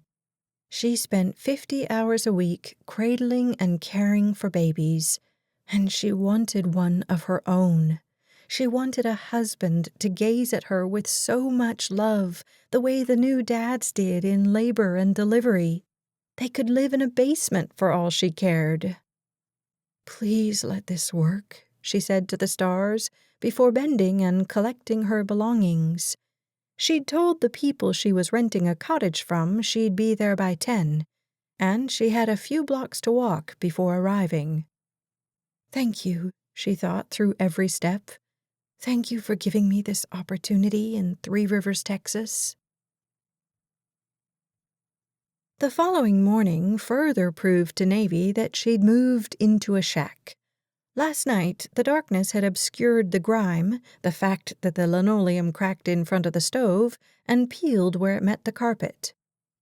She'd rented the cottage from natives of Three Rivers for further luck in her quest to find a husband. The shepherds had met her on the front porch and helped her carry her bags out to the cottage, which sat in a corner of their large, impressive yard. A rutted dirt lane led back to the cottage, and Navy needed to find some mode of transportation besides her feet. Or maybe she wouldn't. She had her laptop, and the cottage did have electricity and internet, so she was pretty set. She wasn't planning to work while in town, as she'd only be here for 6 months. Really, she needed an escape from her life, a vacation to reset herself, so that when she returned to Austin, she'd be ready to be the kind of woman a man couldn't resist. She left the cottage and its lukewarm showers in favor of the late March Texas sunshine. Nothing could ruin today, because today Navy was meeting with Nancy Red, the matchmaker who had promised Aunt Izzy that she'd marry a cowboy and live on a ranch. Navy wasn't sure if ranch life was what she wanted necessarily, but she believed Nancy could give her a push in the right direction. Aunt Izzy and Uncle Marvin had lived here in Three Rivers for about a decade after their wedding. Then they'd moved to Dripping Springs, a small town about an hour west of Austin, to be closer to family. Uncle Marvin had worked at Three Rivers Ranch, which Navy's cousin Heidi owned. As she approached the address she'd been given, Navy's heart pounded with anticipation. Her footsteps slowed as she contemplated what Nancy would tell her. Her throat turned dry at the horrifying thought that perhaps there wasn't a match for her on this earth. The house came into view, and it was obviously well kept. Clipped green grass went right up to the street, where a mailbox stood straight and strong. A 2-story house in pale blue boasted a bright red star above the front window. Rose bushes lined the sidewalk to the porch and along the front of the house. The only thing that seemed out of place was a birdhouse that looked like it had been put together by a bottle of Elmer's glue, a vat of popsicle sticks, and gallons of finger paint. She gave the ugly lawn decoration a wary glance. Something drew her toward it, and she stepped across the grass to examine it further. It sat up between a rose bush bearing peachy-colored blossoms and one with pink the color of lemonade. She couldn't quite reach the birdhouse, but she didn't really want to touch it. "You like that birdhouse?" Navy spun toward the masculine voice and took in the form of a man several inches taller than her and wide enough to block the sun. He wore a cowboy hat the color of graphite and a dark beard salted with loads of gray. Instant attraction sprang through her system at his maturity, at the scent of his cologne as it stuck in the air surrounding them. He watched her with a pair of dark, dangerous eyes, clearly waiting for something. She jolted to attention as embarrassment rushed to her face, heating it to the color of the red roses at the end of the line. "Oh, the birdhouse." She looked at the hideous thing again. Did their grandson make it?" He tilted his head to the side, confusion evident in his expression. "What do you mean?" "It's crafty." "Crafty?"